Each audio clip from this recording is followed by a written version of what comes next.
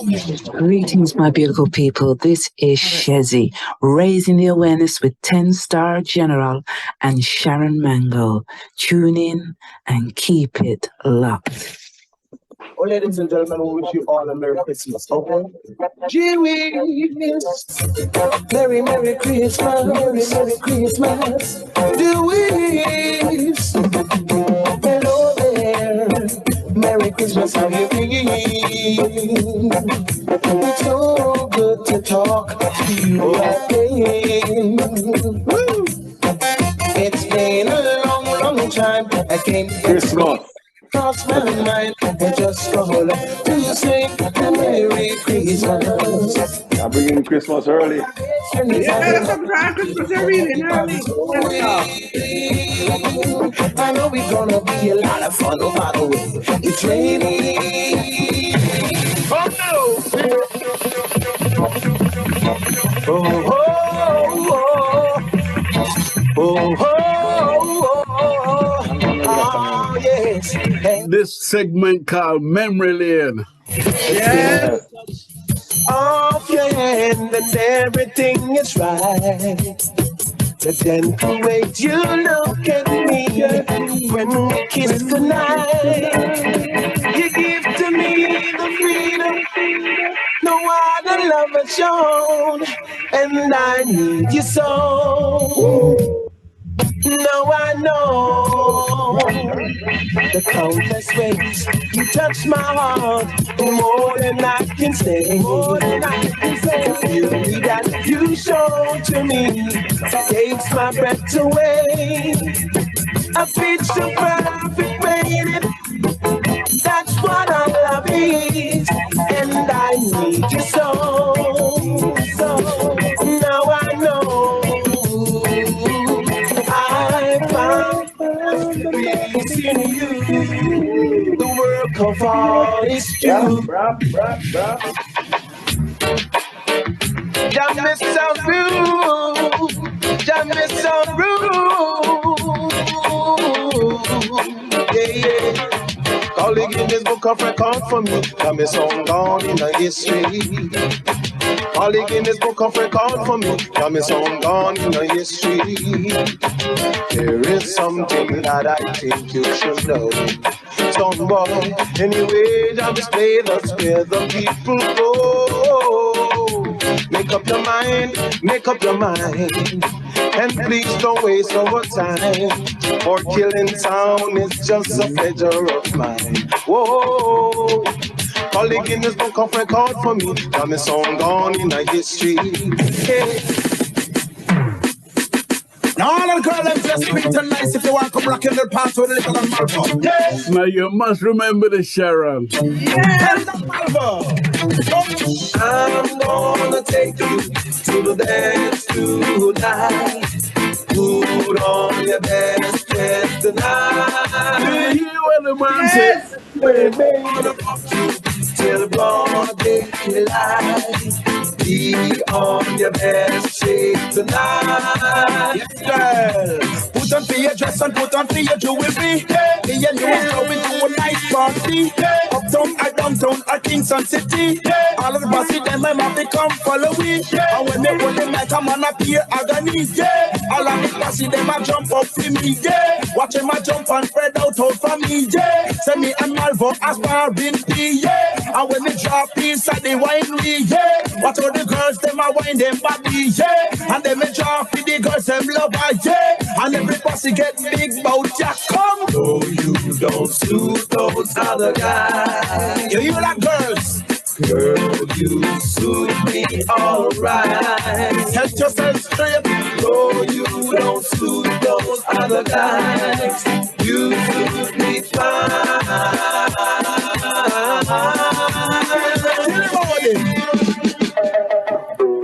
Now hear this.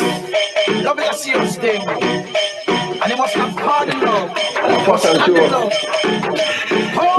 Anthony Malvo. Yes, man. Away from ease.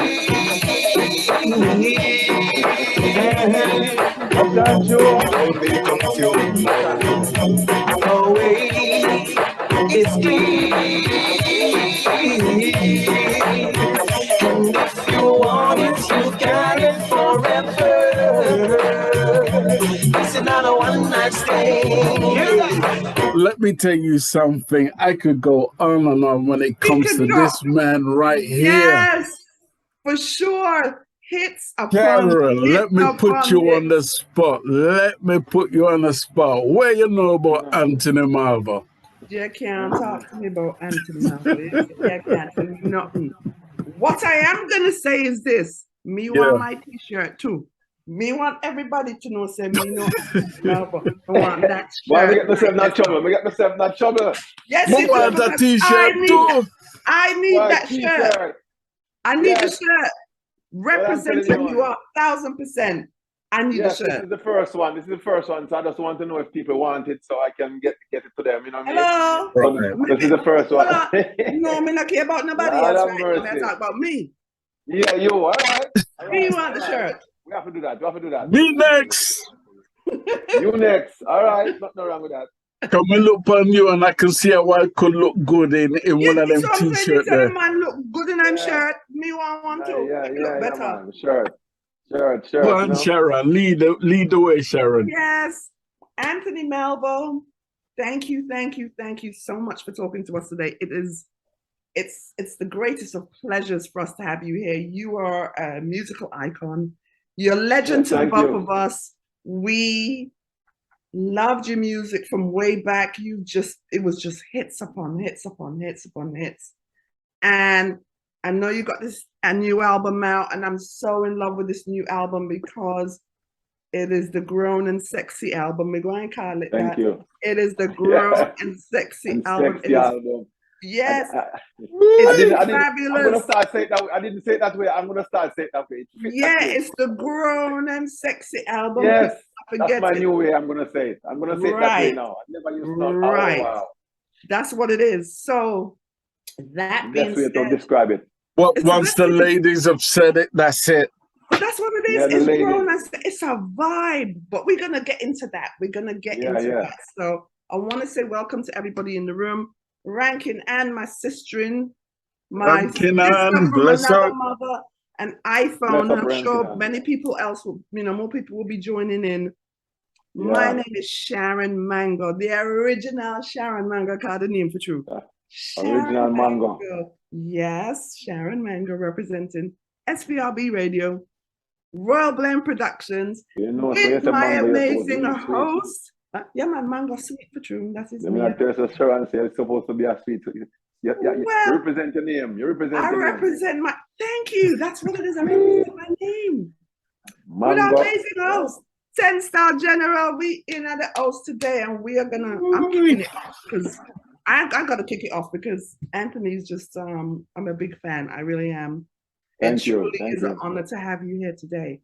So before you start, let me just big up my good sister from another mother, Michelle Authurton from E2 Recording Studios up in New York. Michelle, She called me and said, 10-star, let's make this happen. Anthony Malvo, I'm sure you're gonna love his album, and here you are. Yes, definitely. Big up Michelle. Big up Michelle. Great lady. Authurton. Yes, bless her. Amazing lady. So we're going to get into this convo. We want to start from the beginning, Anthony. And you want to know where you're born, your mother, your father, brother, sister. Yeah, man, we have everything for you, man. World thing. We'll start Take him down memory lane, even to the days when he's going to have to scratch him brain, I remember. Yes, all the way down memory lane. I came from Papine, a place called Papine, Kingston 6. A place called Papine is St. Andrew, a place called Kentire. But we don't say Papine because of people, but Kentire in St. Andrew, Kingston 6. That's where I was born at the University West Indies Hospital. You understand? Yes. So all the music started, it really started in a church because my grandmother is a preacher. So I grew up in the church.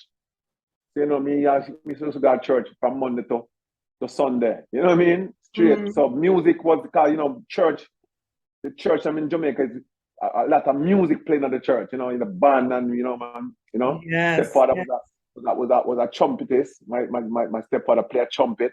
You know what I mean? Yeah. So all for people, you know. So my grandmother was a singer too. You know, she used to sing in the choir. So that's where I get my musical inclined from. You know, from the church, and the whole grew up in the church and everything there. And that was my first audience too, because I used to have in a little group. We have a little junior group, and then after from church, we take it to the street, like on my corner. We used to, me and my friend, then we always sit and we sing and play it. And then we used to take it to the jukebox in a little bar. We just put in the money and punch the version. So that's how we can sing for rhythm from the version, you know, the jukebox. You know, I don't know if they have I don't think they have jukebox again, but back in the days, some places I know they do, but we're gonna stick a pin right there because you racing. We want to take our time because we're giving you your flowers today, my friend. It is well, you have to ask me them day. Listen, with me, if you tell me if it's talking, I'm gonna stop talking. So you have to just ask me the question one by one because I'm gonna go straight. Yeah. Okay. So you're born in St. Andrew, Kingston 6, right? Yes. And you basically, your family, you grew up in the church. Now, how old were you when you knew you had a voice? Well, you know what I mean? From them, they told me that from I was a baby, you know, from Jamaica, I get it independent 1962. I was at one of the celebrations, was a baby, you know what I mean? Because at the same time I born too, so in them same time I was there, and when the music was playing, I was jumping, and them I said, yeah, you here, you have it for them time, you know, for them time. So I grew up in it, as I said, I grew up in the church, so I grew up, so it's all about singing and music around me, right around me. Church, you know, mold me that way there, you know, and give thanks to that, you know. Yeah. So how old were you when you started singing in church then? I was singing in church about 6. Yeah, about 6, because them time, you know, you sing, I get a little encore and them chopper $1 fee and make you go up, and they make enough money off of me now, right now. Them need some royalty. They picked you out. They picked you out in church. Yeah, I tell them, bleed them and give it to me. Sing, man. So tell me about, okay, so that's church. Tell me about school. Oh, school, I went to a school called Papin Secondary. It's a high school now. It's same place now, Kingston 6 there, Papin Secondary. Then we go Warren Hall High School, you know. But school was good because that's where I started to sing again. In school, school concerts. So, you know, I used to work with this band now, Solitaires band, Derek Barnett, back in the days. Oh, Derek Barnett, yeah, I know him. Yeah, he used to play. And I used to be in a group, we call ourselves Young Stylistics. Ah. All right, start to blue. Yeah, we could have all them nice falsetto there. So we used to have a nice vibe. But Dennis Brown was my mentor. Dennis Brown was my vibe. You know, Dennis Brown was, you know, them man I love Dennis Brown and Freddie and Horace Sandy and Johnny Clark, and you know what I mean? All them type of singer there was my, you know, so yeah, it was a vibe in school, you know. School was next level. Yeah. So in school now you had these little groups, and so the talent shows, is that what it was that you were saying you were doing? You were doing talent shows? Yeah, talent shows, you know, like school concert, like at the end of the year or sometime them have school concert and everybody look forward.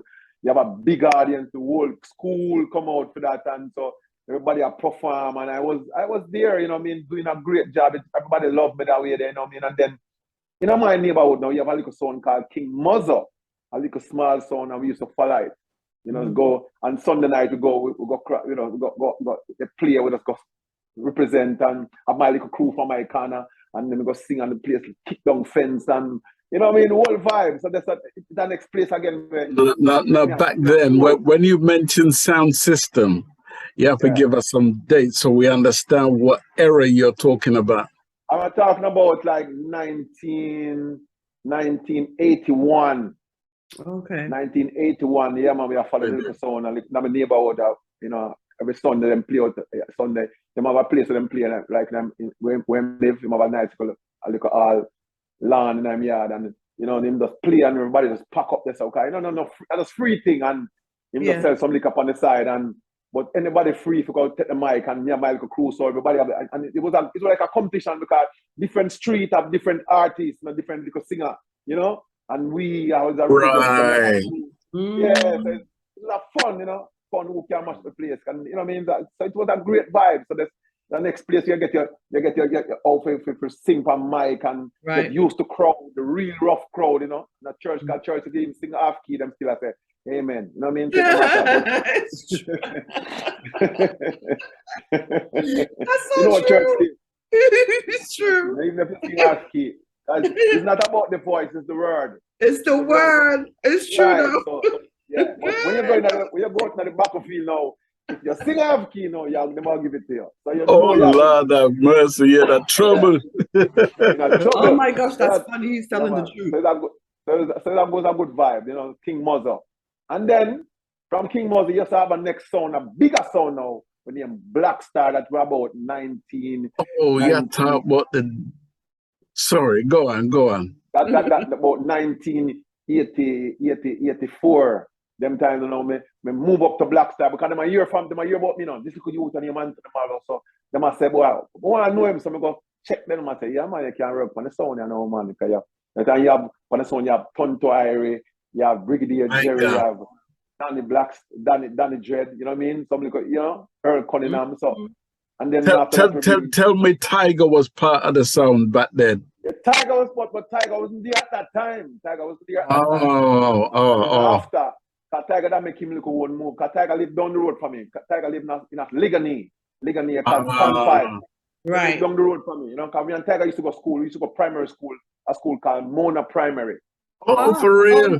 Yeah. Me and Tiger used to go Mona. Yeah, we used to go, you know, we used to go up on, I don't know if you remember Louis Bennett. We used to have a thing called Ring Ding. Of course, yes. We used to go up on Ring Ding over dance, X-Time to Skank. Yeah, me and Tiger. And you know, we used to have a little group, you know, a dance group. And dance. Yeah. So it was a vibe. So after that, we go Black Star. Then we start more now, bringing Tiger now and the whole crew coming. So we start tour the whole all of the parish them in Jamaica. We go every parish in Jamaica. You know what I mean? So we start move from parish to parish. It was a nice vibe. You know, it was a nice vibe. It was not about no money because we get most about $50 a night. You know what I mean? And it wasn't a lot of money because some people say, back in them days, it never had enough neither. It's still a little bit. It never. Yeah. I mean, it's better than now, but it wasn't a lot of money. But it wasn't about money still. Just hearing the people them kick down the door and kick down the fence them and the whole knives, and sometimes man get a gun salute, man come out with them gun and fire shot in the ear. But the back in them days, the police used to do it. You know what I mean? And you know what I mean? So it was a good vibe, you know, coming home with. When you do that and you hear about the cassette and you listen about the cassette, you say, wow, you know, you feel good. You never not think about money, you know, for real. You never not think about the business partner and say, oh, more. No, you just want to make sure at the night you make sure say, the fence them kick down, the gunshot them fire, and everything nice. It's more love, you know, it's more love than money. It was more love, more camaraderie back then. Yeah. You know, with your peers and I mean, them days, those were the best days. Yeah, but that was the best days. I mean, I never even think when I'm giving the money, I just put on pocket, I don't care. You know what I mean? I didn't care about it because I grew up in a good family. My grandmother, she was a middle class, and them were rich, but them was okay. Them was balanced, you know. She and her husband, she used to work at a place called Jamaica School of Agriculture. That's in them catching Jamaica School. And she and her husband used to work there too. So she was a manager for one section, he was a manager for the next section. So them used to bring in a little small food. So I was okay because I was grown up by my grandmother too. I didn't grow with my mother, I grew with my grandmother. So I was you know what I mean? So yeah, somebody did all right. Me never have nothing, I mean, spoil. You know, I'm granny spoil, yo. Spoil, everything you want me get it. Now in school, what did you, before we even go any further, because I'm curious, what did you aspire to be aside from music? What was it? What did you want to be? You know, sir, from I grew up, I just want to be in entertainment. It's like I never even think about nothing else. It's like entertainment was, you know, I just want to be, because me was the one in the back of the class, I lit the bench and I sing straight, like, some of the teachers said, just straight singing, everybody just know it. So it's like, my mind never did no well, you know. Me used to say I want to be an architect, but that was okay. Me just say that because I just say that, but music was me, you know, music. Whenever I try to do not like think about anything else more than music, because that give me that feeling there, you know. And you know, the vibe was good. I me feel it because how people make me feel at that time, you know. Yeah, you know, from them time I get feeling from them. Come, I used to play football too, so that was a nice vibe. I used to, you know, want to be a baller, but me kind of lazy. Me never like train, but me skillful. Me lazy. Me lazy, yeah, man. Me lazy. Me never like go training early morning. I run up all some hill and, you know, yeah, I never couldn't bother with that. That's too much work. Yeah. So music was the ultimate. The music was that. That was it. You know what I mean? So that you know, from leave school, that's all I do. Is music. I didn't do anything else than music. You know. So let me just chime in. So who from your high school did you go? I mean, who was in your school at the time that was in the entertainment business further on?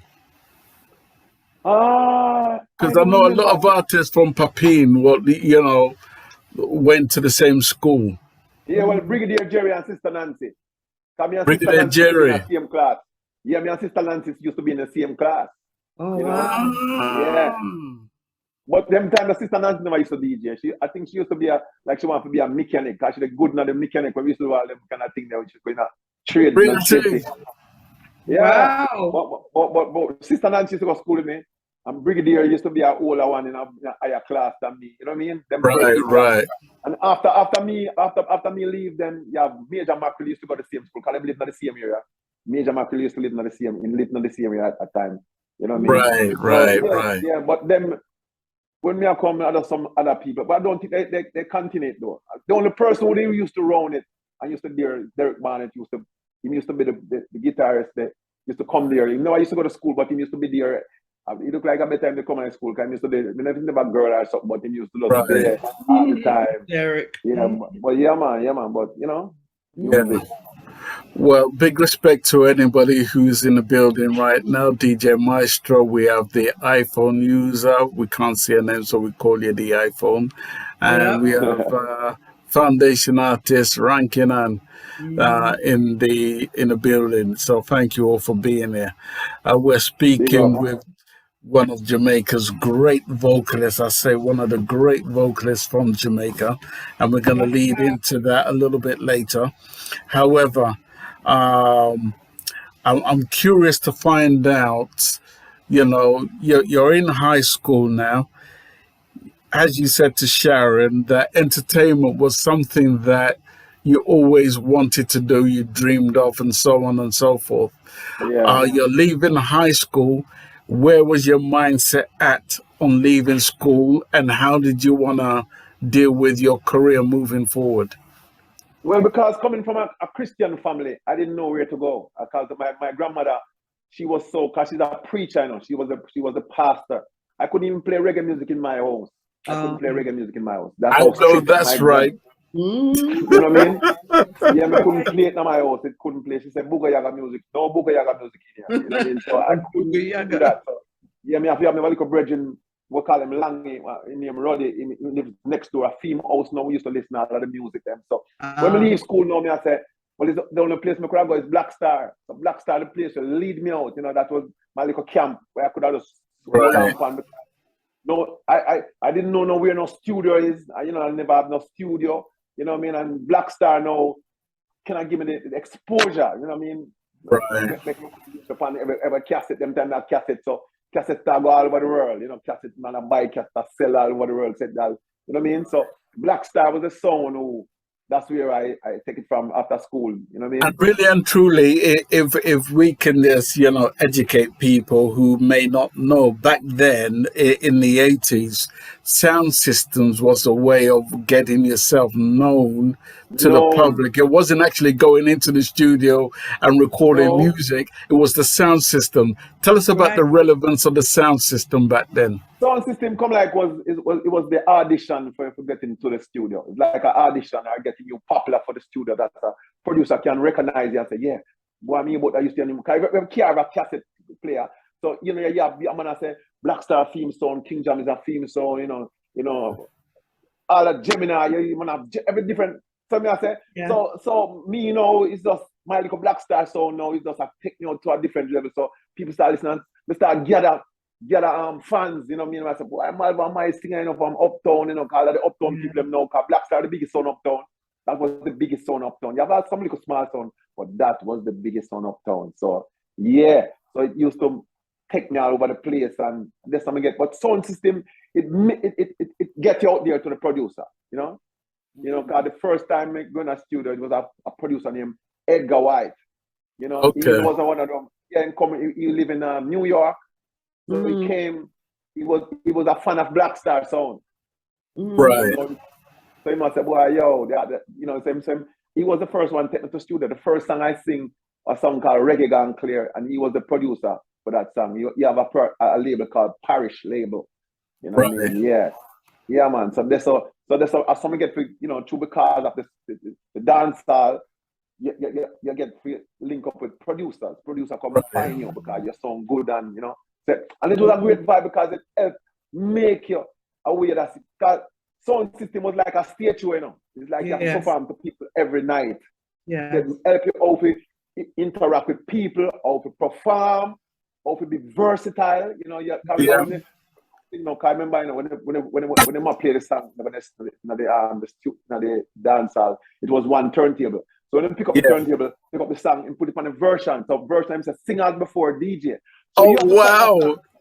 Yeah. So we're going back to the days of one turntable. One turntable. Yes. Yes. Rap band. No, one turntable. So when they pick it up, him turn it over, and I'm say, "Ain't come the nose called Mulliton style and Banton. Yo, sing out before DJ. When you say Anthony Malvo, so you have to find a song for that. Because if you not sing, when you go on back, the manager for the sound, if you not hear it on the cassette, you're not getting a pay. You know understand? So you have to sing. Yeah, so if you hear a whole half an hour, I know you hear singing myself, but Malvo, you're not doing nothing for the sound, man. I mean, I just more to pay to that. You know what I mean? You don't get no pay, maybe you might get $30 instead of 50. You know what I'm saying? They don't really want to pay another. So you have to make sure that every version you have to find something to sing about. No wonder everybody used to rush the mic. Yeah, but it's just a hungriness because everybody just love because the place is packed. You're just hungry to get people and jump up. Someone grab off of the mic. You know, a style is just a hungriness. It's just a hungriness. It helped me to know me can sing for every rhythm. It showed me me can sing for every rhythm. You know, like you can put on any rhythm. Like now, me can go and show. And you may have a rehearse. Just like, give me a rhythm. I'm going to start sing. But it's not like now. That some people have to have them track. And if them have them track, them can't sing because them can't sing for any rhythm. But that used to teach us that we make it versatile, any rhythm at all, you know? Right. So it was a great vibe. So in your family, was there anybody else who was musical in your family that gave you that kind of inspiration? Well, I am the first in my family. I'm the first son. I'm the first kid. So I was the first. But I have a sister who is a great singer. Her name is Michelle T. She lives in she's a gospel singer. All of my sisters can sing, but she's more professional than all of them. But all of my sisters are singers, but you know, them take off of me because I'm the first. You know what I'm saying? Right. I'm the first. So my inspiration was my grandmother because she was used to sing in the choir. Like my grandmother used to sing in the choir. My mother was not a singer. She was a woman. She was a she used to seamstress. Oh, seamstress. Oh, seamstress. Okay. Yeah, so them call them name that. Call it, and then after them said dressmaker. Them call you know them have kind of fashion designer. No, the pretty name is fashion designer now. So she was a fashion designer. Yes. Yeah. So, but my grandmother was a singer. You know. So that's how we really get it from. Right. So you're moving forward now. You're in the sound system. You're doing fairly well. What was the crowd reaction to you? And lead us into how you got your first studio recording. Well, the crowd was great because, you know, as I say, everybody knows it's a whole neighborhood. Kingston 6 and Kingston 7 is like a two place where, you know, Kingston 6, Kingston 7, everybody know everybody, you know, and the sound was a popular song, Black Star. So when you start singing, you just have some song where you draw and people start go crazy, and then as me I said, draw people from USA, because this guy named Edgar White, him come from the USA, he was living in New York. So him came down, loved the sound, start be a fan of the sound. So him start take us to studio. So him take me to studio. You know what I mean? It was the first time I went to studio. You know what I mean? I think RG studio back in the days. I'm gonna do a song called Reggae Gone Clear. You know, a song called Reggae Gone Clear. Due to the rubber dub selection, reggae music gone in a different segregation. Yeah, I remember that. Yeah, you know, I remember that. So that was a vibe. It never take off, but it was my first song, you know, on vinyl. It was a great vibe to hear my song play on the radio. Barry G played it, and I said, wow, you know.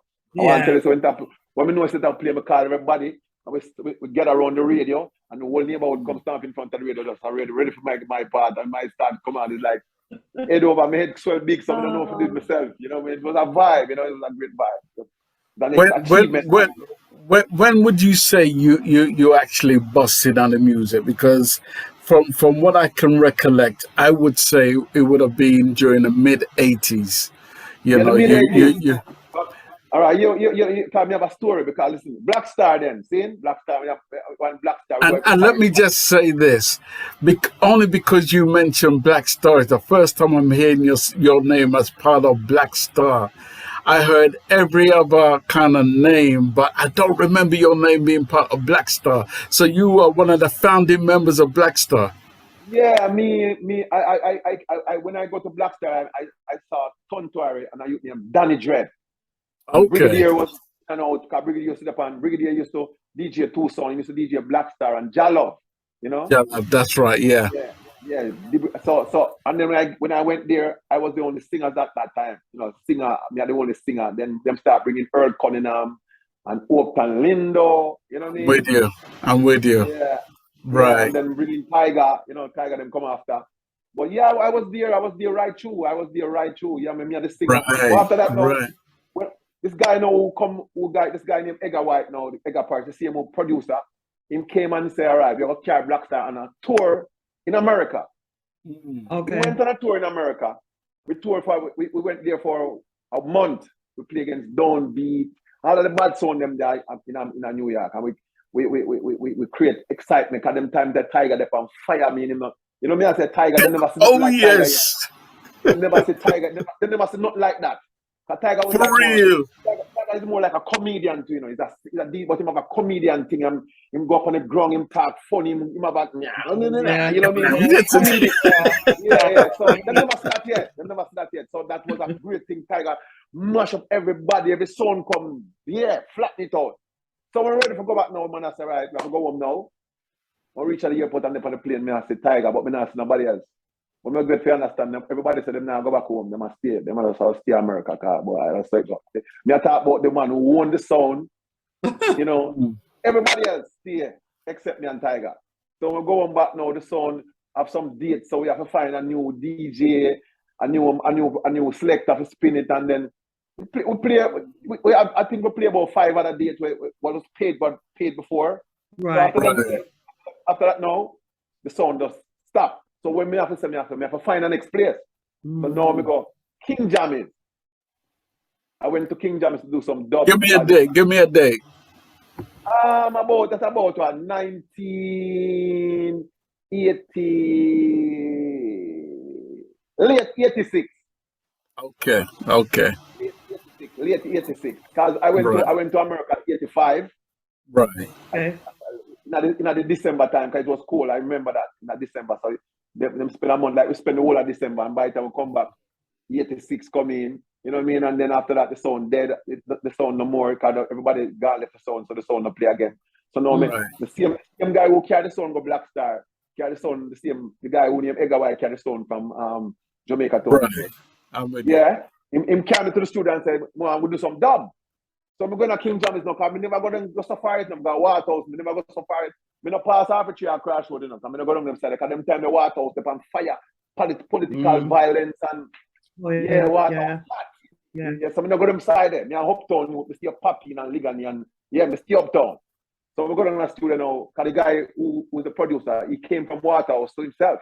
So they take me to Jammies the first time to do dubs, and then they meet you, and then we meet King Jammies, and I say, boy, I'm here, say your son, because you know, it's a small family, so I'm here, say your son run with a fire and nobody no come. I say, yeah man, and I said, well, if you want to come from my son and you can come in, because you see your body now, we know see your body now. I said, wow, nice, King Jammies. I said that. So now me get me line up on King Jammies. But what I did, King Jammies, he said me, I'm going to play in my era about a week after. He said, next week you're going to play in your town, you know. So I said, all right, King Jammies, I'm going to, when you're playing in my town, that's when I'm going to start to work. Because I know, so when him come up town, I'm me run up town. You know what I'm saying? Right. So we take that date. I will start to work on the song when they escape playing my neighborhood. So when they play my neighborhood, he said him come when King Jammies come, because King Jammies is a big mega sound them time. But they on the super sound now, you know. When him come in my neighborhood, I start sing. Oh my God. Then and King Jammies now, big mega star, you have Johnny Osborne, Josie Wales, you have Johnny Angelo, you have Pat Anthony, you have Coco T. Wow. You come meet a whole P Star, P Tapman, P recording artist me I meet now, you know. P recording artist. So basically your stardom right now was during the sound system era. Yeah. And King Jammies. We're not even talking about studio recordings yet. No, not even studio, not even them record yet. Continue, man, continue. When them come to my neighbor, I start sing. Well, you say me take the mic, I tell you. Well, that was the biggest start, because all Josie Wales and everybody there, and all Junior Reid at the dance store. You know me, I tell you, and them man have recording artists. Yeah. So when you go up and sing a song, say, bad-minded people, them better change them. Yo, gunshot of fire. You know what I mean? So it's like a big thing. So when the next morning, them say, boy, where them kind of lyrics that come from? Boy, and your Malvo mash up the dance. I mean, I talk about Josie Wales, Junior Reid, Pat Anthony, Johnny Osborne. You talk about all that top man in the dance. And when time he take it in, I tell you, it was I flatten it out. I level it out. So. Level it out. From that now, me a part of King Jammies. But King Jammies was like, I'm a university in that, you know, like I'm going to a university now. You know what I mean? Yeah, because King Jammies, you come meet all of the big, me meet Shaba, me meet Major Worries, you know what I mean? You know, the whole vibe. So we start, my first recording King Jammies was Bad Minded People. Okay. Yeah, that same song. Bad Minded People was that one. I think that was the first song. That's a 1977. Yeah, 1977. 1987. I mean, 87. 1987. Yeah, 87. Yeah. Oh yeah, wow. That was my first song in Jammies, and that was a good song. It was, and I want to tell you a song that it never was a 45. It was on a compilation. Okay. But it was big, you know, because I mean, I don't know if that's because the argument when I sing about bad mind from them time, and everybody knows so them have a bad-minded person and them family or a friend. Then time I sing that song there. Because it never gone far, it never come out as a single. It never come out as a single. But it was one of my biggest songs at that time, you know. Anyway, when we sing it, because I got Tivoli. I mean, when we start upon Jammies now, because Jammies is that downtown more, that side that, you know. So me there on that side, I got Tivoli, I got all that side, you know what I mean? When we got yeah, man, I got a Tivoli and sing all bad mind people. When your gunshot fly, man, me I say, oh my God, I'm nervous. Jesus! You know what I mean? Because Tivoli at that time, political, every man arms, you know, you have to find every man arms, you have things are police and appear. I'm not police them. I tell you, when we sing bad-minded people, them better change, what? In a Tivoli, when the sound comes, you know what I mean? I'm going to start calling the damn them name. Refresh the people their memory, man. Refresh the people their memory. Man. Back in the days, I sing a lot of Tivoli, man. I remember Tivoli was one of the time when I go and see so much gunshot fire, so much gun salute, them call it. You know what I mean? Yeah. You know? Yeah. Yeah, me I tell you, it was a vibe. It was a vibe. Yeah, man, it was great. King Jammies take us to the next level, because what was so funny about King Jammies? I was blessed, because King Jammies used to have about 3 gates. One at the front, one at the middle, and one for going to the studio. And you have man out of King Jammies gate for months can't come through the first gate. You know what I'm saying? Just out there sit down and yeah, but when you look on the King Jammy's gate, you have I'll say about 20 artists out there that slung out there wait for a man to come out to get into the gate. You must see when them see King Jammy's, I drive in, I try run behind the car, get man, I push you out. But I didn't go through all those things because of Black Star. Because Black Star play against King Jammy's too, back in the days, Yeah, man, and they clash, and we give them hell. But True Kingdom is a rude boy, so them pin all the box, and them a rude boy. So we have one little uptown, so them a big superpower, and them a bad boy, so them pin your box and because we have to, I'm just telling you, Tiger was like a poison dart, Tiger was like a poison dart. I would then come with the Admiral Bill and all of them, and Tiger go up, but nobody never see that yet. Them kind of DJ in there. So it's like when time the little man go up on the stage and start DJ and the whole of we start come together. I was like a team. Yeah. Them couldn't take it. So King Jammy's used to get beat up the one of them sound Backstar sound, back in the days. Youthman promotion. When you have Youthman promotion and you have all things. I'm going to tell you a sound, a dance keep. They keep a big dance. Tell them Leng, when you start Sting, Leng. Yeah, keep a dance in Student Union at the University of West Indies. They have a place called the Student Union. There's a big place where they keep all entertainment. And then keep a 4-sound clash. Stereomars, Metro Media, Torpedo, and Black Star. And I talk about Stereomars have Super Cat. Because Stereomars are a skeng dance sound, so you know the Money Man sound, you have all like Top Man. Yeah. You have Cockatee, you have Super Cat, you have all of the top man you can think, Buju Banton, everybody on it, me I talk about. And then you have Metro Media, Peter Metro and the whole crew. Black Star just have a little no name. I don't know no name, but we are the least on it. Yes, when we take it, oh my God, when we take the stage and Tiger go up on the stage and lay down upon them and go on with all kind of things, them couldn't everybody who walk here. We take that dance, and the dance when we talk about that's about a dance full about 5,000 people strong in another part of it. And I tell you, we kill it. So from that time, we make a name that dancer. We make a name of the dancer. We kill every song we want to play with now. And Tiger hot.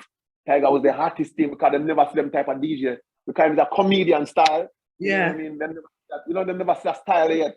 And then never see a style there yet. Spring like a real, never see that style yet. They never see it because I was getting my because back then we had something called cassette tape to the younger generation who don't know nothing about it. And I had a couple bedroom in Saxon sound, so I used to get my Black Star tapes from that sound there, first hand. You know what I mean? And Tiger was a different artist altogether. It's like he brings something different to the business because I never see a man a spring from this like a real Tiger and a spring up so him comedian lay down and grung him roll and grung. You remember Roy Shirley back in them days? Roy Shirley used to sing and like some roll and grung and no, I would have been there. Serious. You know what I mean? Yeah. They take everybody, not care who them want to say. And I used to record them time, they have no recording them time, and I don't know. Exactly. Yeah, I tell you. So it's like we never. The peer sound system. Yeah, the peer sound system. You know what I mean? And then after that, we know that Black Star. When we that jam now, we start record now. Yeah.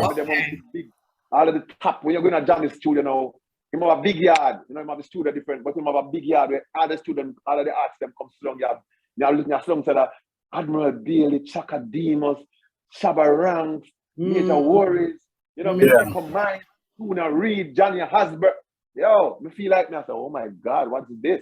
Cause I hear them man up on the radio too, I hear enough of them man up on the radio, and then my time for Vice, and we're going to go Vice and get a good song, bad-minded people, and, good vibe, me, I say, wow, it was a great vibe, and then we start record a couple songs, and we start the combination, we do a combination with me and Daddy Lizard.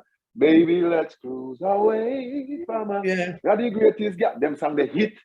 I tell you what I want you to do for me. Just do me a segment, just a medley where you of your greatest hits back then. Well, the greatest things you talk about like bad-minded people. Yeah. Baby, let's cruise away from here. I'm gonna take you to the dance tonight. Put on your best. I'll give you the sun, the moon, the rain, the stars, and the mountains. I'll give you the world. Summer Yes, sir. love is beautiful, it's not enough. Baby, can't you stop the rain from fall? And more and more. You know what I say? What's going on? Yes. Got kill him. Bam, bam, bam. Yeah, man, it was a great vibe. King Jam is, it was a great vibe for me because we start touring. Yeah. We go to England, we come to England, the King Jam is come run the place red in England. I remember in England with back in the 80, what are that? 80 what? 89, them time, Right. something like that. Yeah, man, with England, and it was a good vibe. We go everywhere. We go Nottingham, Birmingham, you know what I mean? Everywhere, you know what I mean? V-Rocket, all of the sound them we play against every sound. I tell you what, tell me how your first studio deal came through for you. What was that process like, and lead us into how the successive hits came along? Well, this first studio, as I tell you, I've already it was a guy named Edgar White brought me to the studio, and my first song was Reggae Can't Gone Clear, and that was it. You know, it didn't hit. It wasn't a hit song, but it get a lot of play. You know what I mean? Because man have to give man money for man get a little thing and then go and play thing and thing. So he get some play because they have it. He have a little thing to him, have a little thing. So kind of live in the States, you know, in the good for himself. He used to do good for himself too. So I get played. It wasn't a number one song, but it played on the radio. You know what I'm saying? And then the next move now was King Jammy's. So when King Jam is now is that put the icing on the cake, because when we go King Jam is just it after it. Bad-minded people, can you stop the rain? Take it to the dance. You know what I mean? I said? All of them song there. Midnight Cowboy. You know what I mean? It's like straight it I go down from King Jam is there. So King Jam was the place where mold me. That can never leave my camp that because King Tubby's too, you know, but I never like King Tubby's. I like King Jam because King Tubby's is all right. You know, because I remember up Red Rose, I remember a couple top artists in that King. Because Wayne one up the set up. It's just up the road, you know, because one of them there Waterhouse now. One up the road, and King Tubby's up the road, cross up the and King Jam is up the. So I remember King Jam was the first place I've been. You know what I mean? And I like there. Yeah. So, yeah, man. So it was a vibe. King Jam is just more you, and then we start traveling now with King Jam. As me start singing from King, as me employ to King Jam song.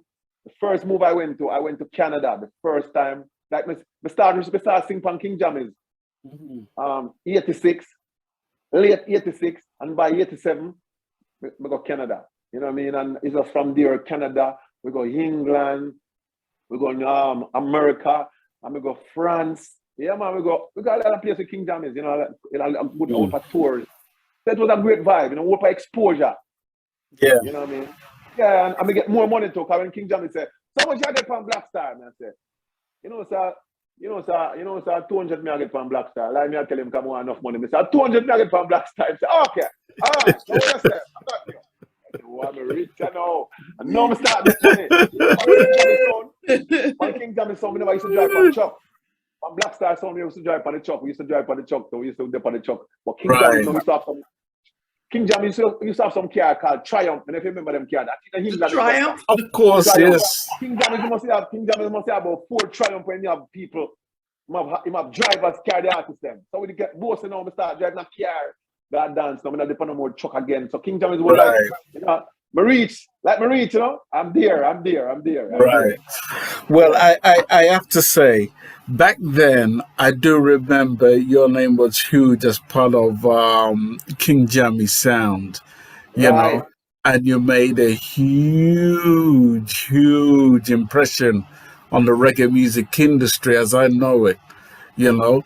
Thereafter, you couldn't help to see every other rhythm that came out. We couldn't help but see your name there. Do you know what I mean? Because and we're not just talking about no little tune, you know. No, it was a great because me and Colin Roach was a stable artist now. The singers for the King Jam is now. You know, because some of them you know, Dan and Zuri, they was there, him leave. Pat and Tony, them gone on them own because them do them time, them, you know, them, you know. So me and Colin Roach was the stable artist now. We are the artists for the sound. Anyway, the song we are the one who sing for the sound. So it was a great vibe. And King Jam is now like it's rhythm after rhythm because rhythm I make every day. Every day is a new rhythm, new ideas. You know the dance, you know the yard man. So you start singing, man give a line, the next man give a line. You know what I mean? the amount of line we put now that song. If you see why it worked? Because if it was now, a lot of song would make because everybody know I give a line, they tell you say you have to make sure You have to pay, publishing, yeah. you have to make sure so you give him that and I mean nothing wrong with that, but it's never real, I be more like, so it's more them time that free spirit. You're in a studio and you can't find a line and man say, yeah man, say it. Da. I'm not busy about now. Why, say let's get a line so you have to write it down, Because enough great songs, we have enough lines in it, but we leave it, but the business part is good because it's making money, you know what I mean? Well, I'm going to let Sharon delve into that, but I just want to take you down memory lane with two tunes that you did mention. Well, one of them I never hear you mention, but it's been one of my favorite songs. This is it. Hold on. Don't worry. So much song is hard to remember. So many songs. I'm telling you that there's so many, but I just want to play this particular one because this one is one of my favorites. You played a song earlier on Masterpiece. I haven't heard that song, and one of my favorite songs, The Master. I found the master. That was one of my favorite songs too, and that's what King John is. So some I said, never right. That song.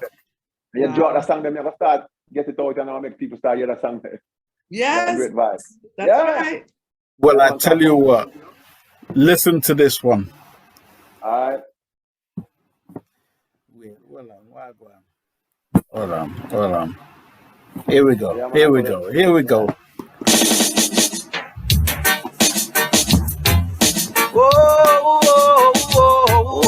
Oh, no.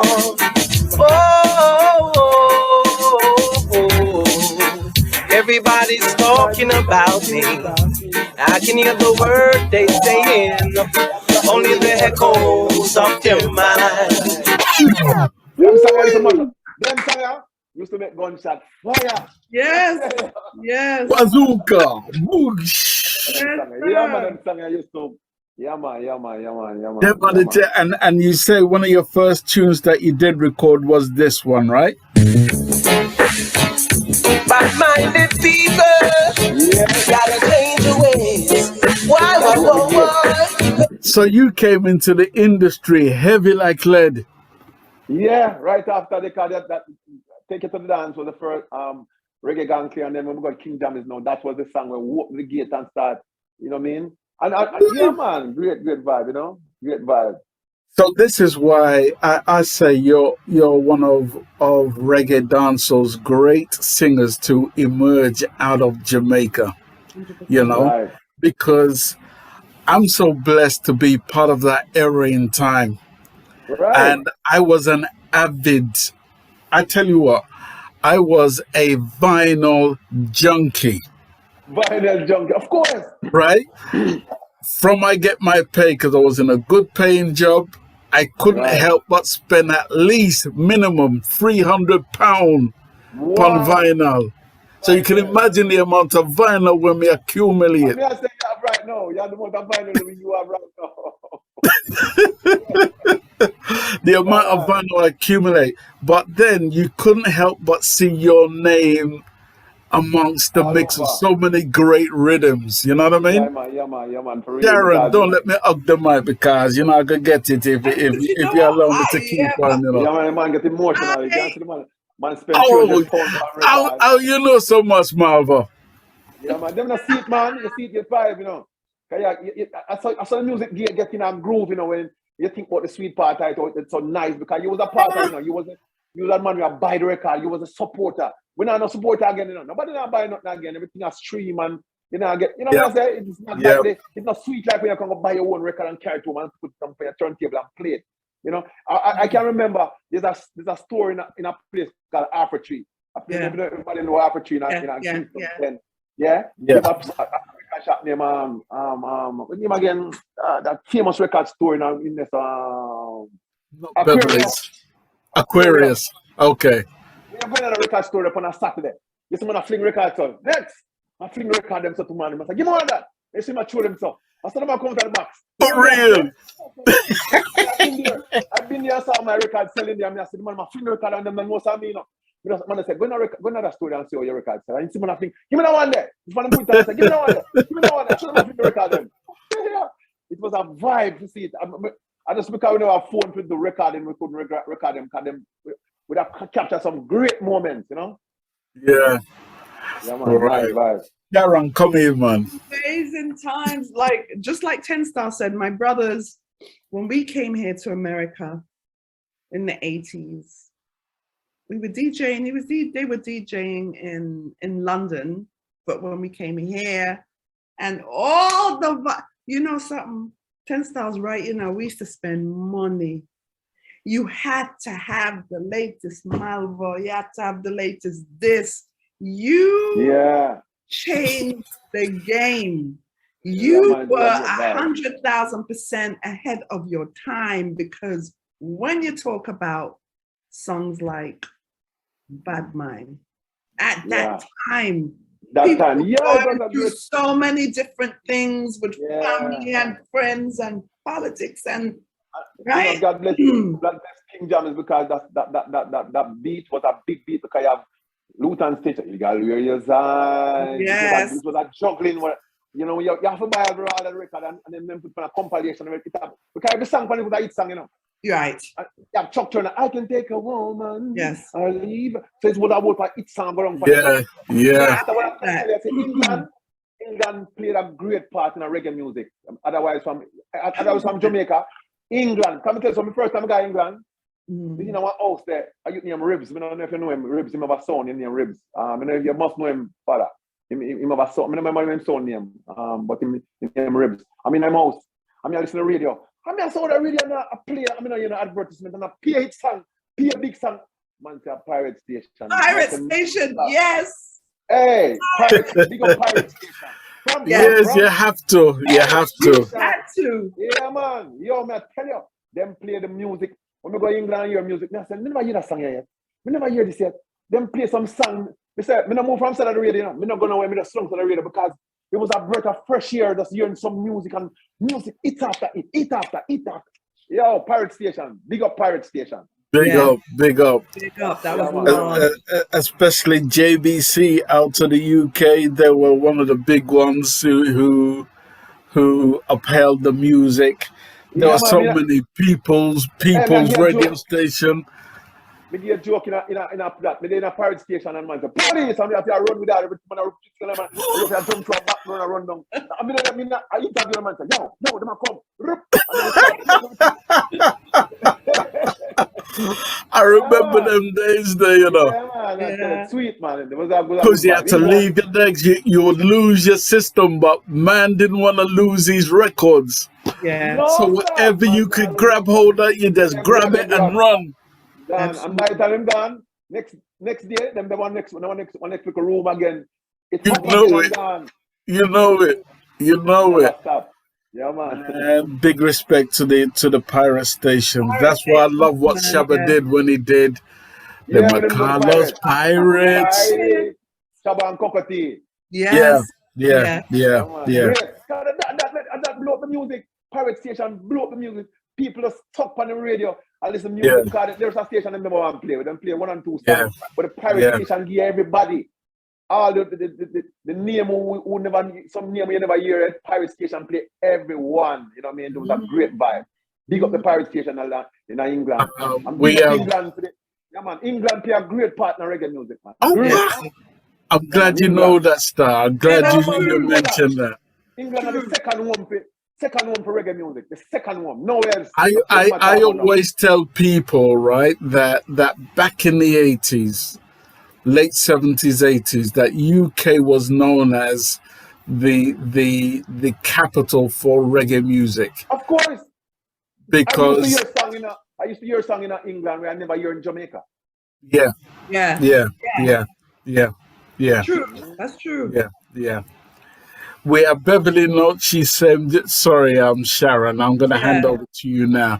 She's saying Ribs was Unity Sound System. Unity Sound, that's what my brethren, big up Ribs. That was my brethren. That was a great brethren. And Sister, big him up for me if you see him or if you know him, big him up. That guy is a great guy. You know me? Him, Ribs. Yeah, right. And then my wife used to name Sharon or something like that. But yeah, we used to stay at home. And there's something you learn about. I think King Jammies did a tour with them too. You know, King Jammies and him was a great friend. So I had to get to meet him, but he's a great guy. You know. Yeah, Right. I think they're still going to this day, ain't they? I'm pretty sure Unity Sound is still going. Unity Sound, yeah. Yeah. But sorry, Sharon, go ahead. Yes. Hold on. Unity. So Anthony, you're making these hits. Yeah. Becoming well known. Tell me, when did you start to understand about the music business in terms of your royalties, you know, publishing? Like, when did you get into that? You know, sir, about 2015, I met Ed Robinson. Okay. Ed Robinson and him, Michelle. Mm-hmm. What year? What year? About 2000.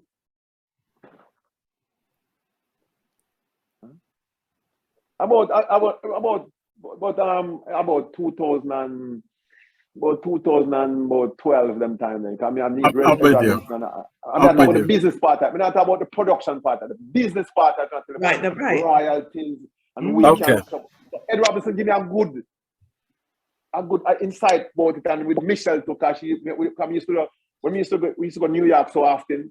As we reach New York, the first place we go, Ed Robinson studio. You know, Michelle and Ed Robinson, they're together at that time. I mean, that was their studio. Michelle was Authurton, E2 studio. I used to be at E2 studio anytime I'm in New York. You know, I'm in New York. So Ed Robinson and Michelle, we used to talk about the business part. That's when I learned the business part. I don't know about nobody else, but there's somebody. I mean, it's all late when I learn it. That it's 2000. Yeah. Yes. So me actually say.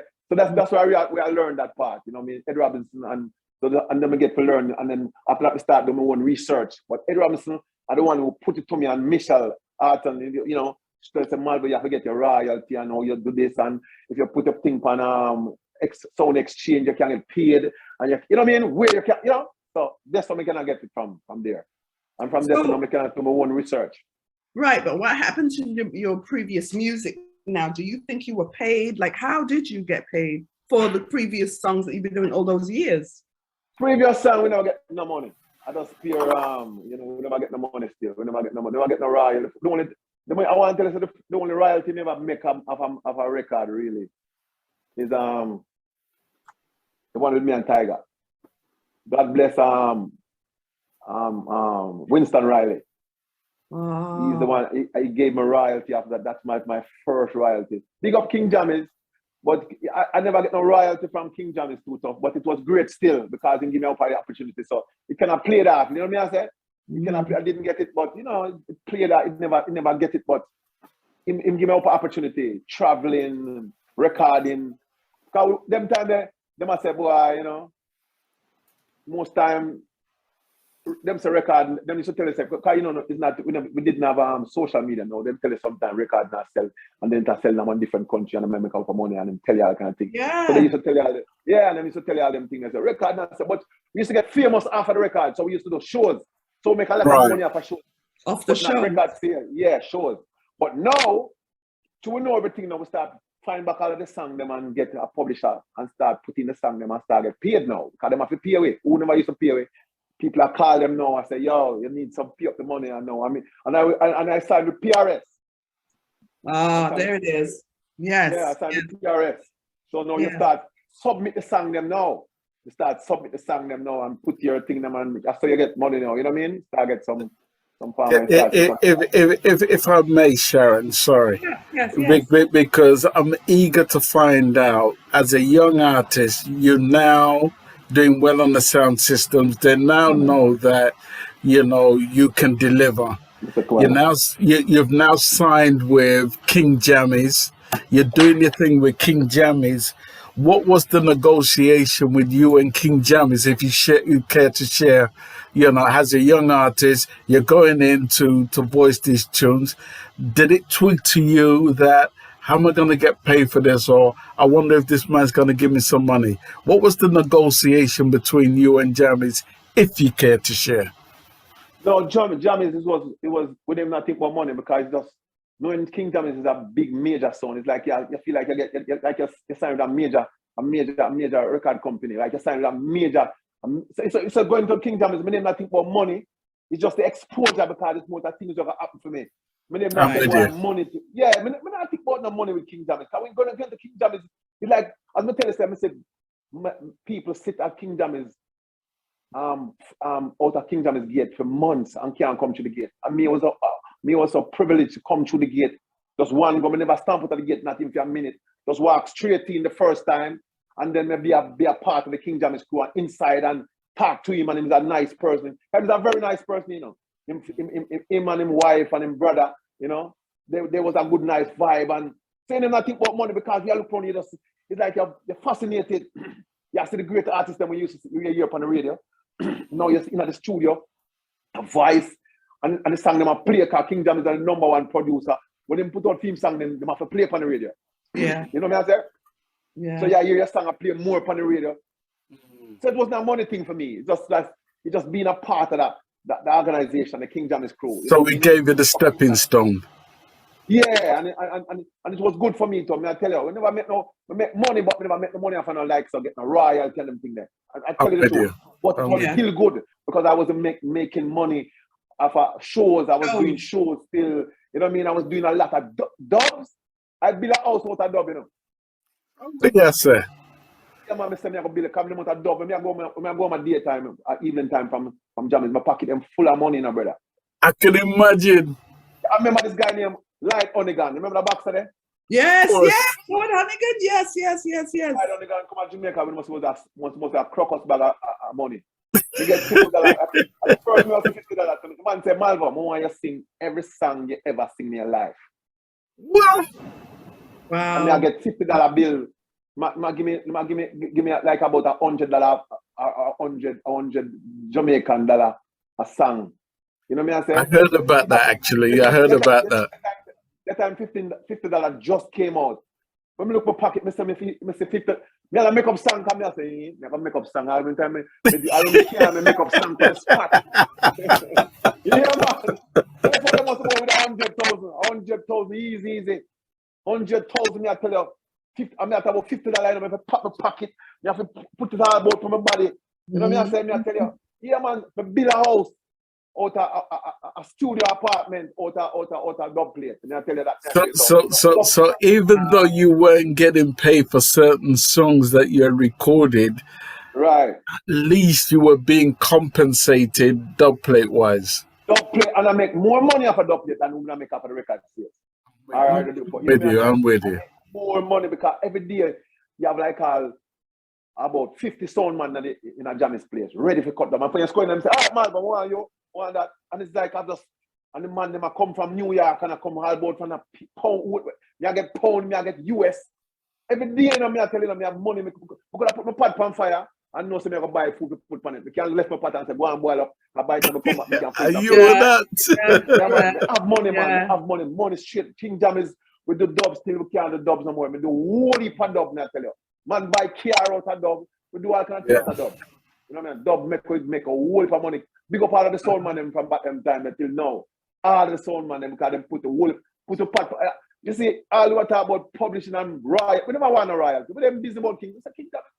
It's a royalty we are. The dub and the shows them. You know what I mean? Right. Yeah, man.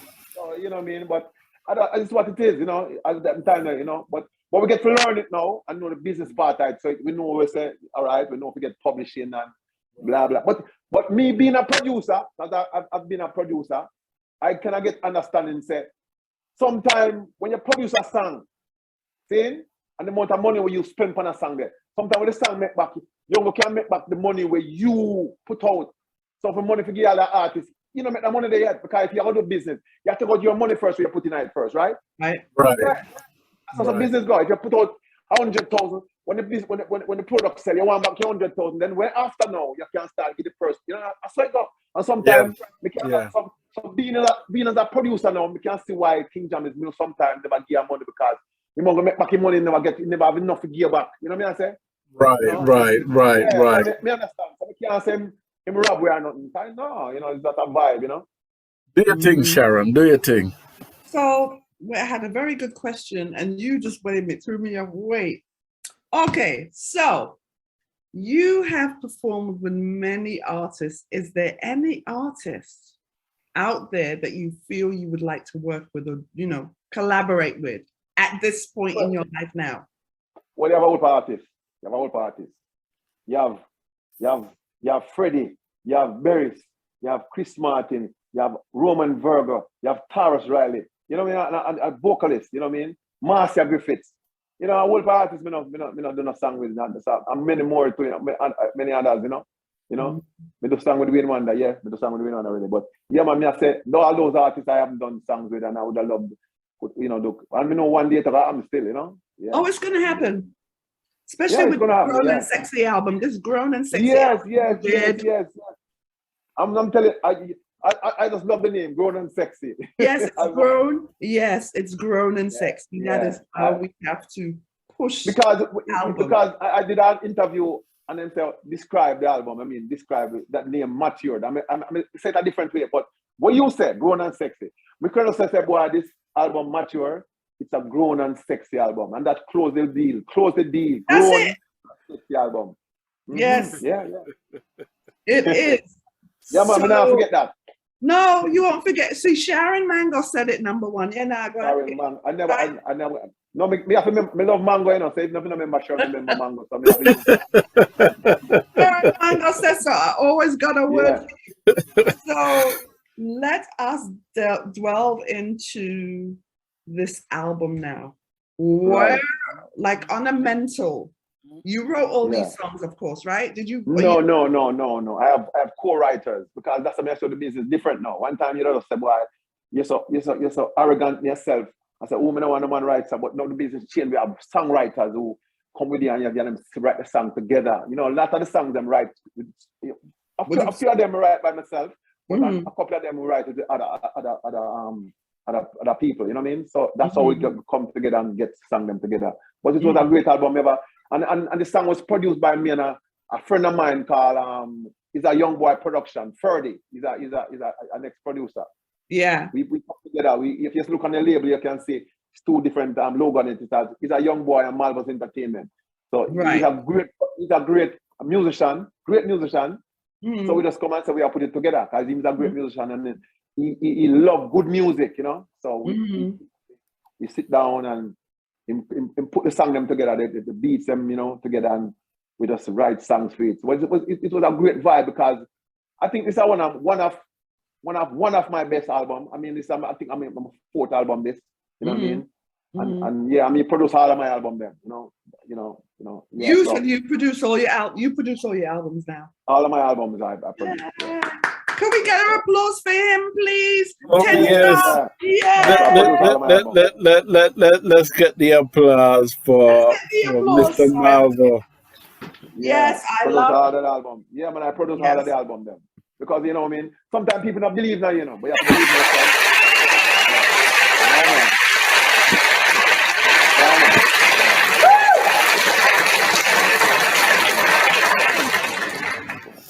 Yes, Mr. Malvo. Yeah, man. Thank you. So this album was it was more personal. And if you know this album, I didn't have I bring a lot of people with it, you know, combination with nobody. I'm more on one person was pressure bus pipe on it. I can normally do a combination with DJs and, you know, DJs. And I didn't do that because I want to showcase Anthony Malvo. You know what I mean? I want to showcase me. Yeah, I want to showcase, and because all of my songs, I do a lot of combination. You know? I do a lot of combination with different people all the while. So I just want to showcase myself, like say, Anthony, this is Anthony Malvo. You know, I could have put. I have other songs I could have put. I have songs with me an assassin, Bounty Killer. Me have song, you know what I mean? Capleton. I could do that, but I said no. This is gonna be Anthony Malvo thing. Right, and I love it. That will be the next album, but with songs like. If people haven't heard this album, please go out there and check this album out. From the first song, you knew the album was good. And that is, for me, baby, the first song. What is it? In case you didn't know. From the first song, And then there's Hurry Home. Hurry Home. Wow. Sharon. Sharon. Yes. That song was written when I was about Hurry Home. I don't. That song was written by when I was about 18 years old. 18. Yeah, the old feeling. song. Yeah. It's just a feel. I was just like this. Sharon. Yes, sir. Ask Malvo the name I gave him, if you remember. What's the name? I bet him don't remember. Randio. I bet Malvo don't remember. Remember. I said you had tongue crooner now. Yeah, yes, crooner. Crooner, yeah, man. When you're crooner, you know what I mean?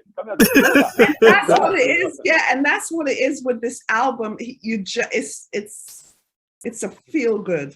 It's 100% a feel good album. Yes. It was emotionally charged. There is something for everybody on this album, and that. And what I did with this album, when I put the songs in, because I had more than 12 songs, and I pick up the best ones, and I select it away where when you hear it, it's like a story, like you can't skip. It's like you can't skip, because I always say I want to make my songs like Bob Marley. Bob Marley put on a Bob Marley album. You don't skip nothing, you just leave it. Every song that's nice. Bob Marley, Dennis Brown. You know what I mean? You just leave the song them. So that's something I try to make it away where you can't come and try to be my greatest critics. You know, I said, no, I put it away there. I'm more on a song that way. So I'm try to get everything. You have a little lovers rap, you have a little culture, you have a little rude boy song, you have a little dancer. So I make sure I get every genre of people. Because remember, son, one set of people is music, you know. So you get everybody have a song. Because every time I talk to somebody, the song with me like, somebody like a different song. They say, you know, this is my song. And I say, well, you see, it worked for me. I'll go, you know what I mean? So hopefully we just want them to support it, because I want that we need. Come and try my best. Use the best musicians, use the best engineers. I will do the best mastering on the song. You know what I mean? We do everything at the best of the best. The artwork was the best, because the artwork was, because we said, remember, when we learned that marketing is a great thing, so you have to make sure the product have a look first before you put it out. It have to have a look. So we try to make the best, and you know, it come out good. So and that's the people them now to give it the strength. You know, that's I hope for the people them that support it. That's it. Well, it's an amazing album. I know it's easier. I think I take now. No, you're not for a record shop, but take bus, got a record shop, and drive, and can't park it right with your phone. You go boom, boom, boom. You know what I mean? And it's that's over. It. You know? That's it. That's it. Mm-hmm. Yeah, man. So I try. I'm sorry, but with songs like "Give Thanks," "Bless Me, Jah," where were you? Give Thanks. Tell me where you were. Give Thanks. That's one of my favorite. That's one of my favorites on the album. Give Thanks, because a friend of mine gave me that was produced by a guy called Tony English, the English guy. He live in America, he live in the Bronx. His name Tony English. Yeah, I think I know Tony English. I've met him before. Yeah. Tony English. He produced that song. He sent that rhythm to me as a Malvo. That song there. Want something for it. And so from the song from the producer and hear it. That was the fastest song that I wrote, that I got inspiration for so fast. It's like just from hear the song, I just start singing.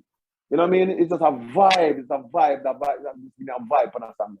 And that was written by me and Deli Ranks, that DJ named Deli Ranks. It was written by me and Deli Ranks. Yeah, it was a great vibe. You know what I mean? A great vibe. But I'm a favorite song that. But I'm a favorite. You know what I mean? Yeah. 10 Star, do you have that? Give Thanks. Do you have that? Do I have that? Well, you have to remember. We have to play it, because I'm like, give thanks. My God is real, and He's there for you. Go out, give thanks and praises. Give thanks and praises. Put your trust in God and let it flow. Okay. Give thanks and praises. Give thanks and praises. God is everywhere you go, for sure. Oh yeah. Give thanks for life. You wait to see this day. The devil in the streets of my family, never forget to pray. You better pray in in your temple and your mind and the church. Even before you break fast, the Bible is my M16. The Almighty and me everyday path. I know. I saw my day, let the devil run away. Let him have to run away. Run away. I see it for me. Growing every day. Killing mothers and babies. It hurt me when they get slaved. 2012. Yeah, man. Big tune. And I want before stick up in before I say anything. I was talking to my wife and she was telling me that I started to get royalties from 2000. From 2000 I've been getting royalties. I just said 2012, but I said, but it's 2000, you know, and that's when I yeah. So yeah, you know. So sometimes you know you have so much things I made and so much things. It's like something you remember everything, but it's from 2000 and start really getting the business part of it, you know. Right. 1999. You know, I've been around Eddie Robinson from them time. I'm sure the business. You know, I mean the business part. Okay, but good. We cleared up 2000. We start get real royalty from them time. Yeah. Because I know Michelle is the real connoisseur when it comes to the business. Yeah, Michelle, you know, Michelle, she know the business part, and she give me some more by inside with Eddie Robinson himself, you know what I mean? So, Yeah. Mm-hmm.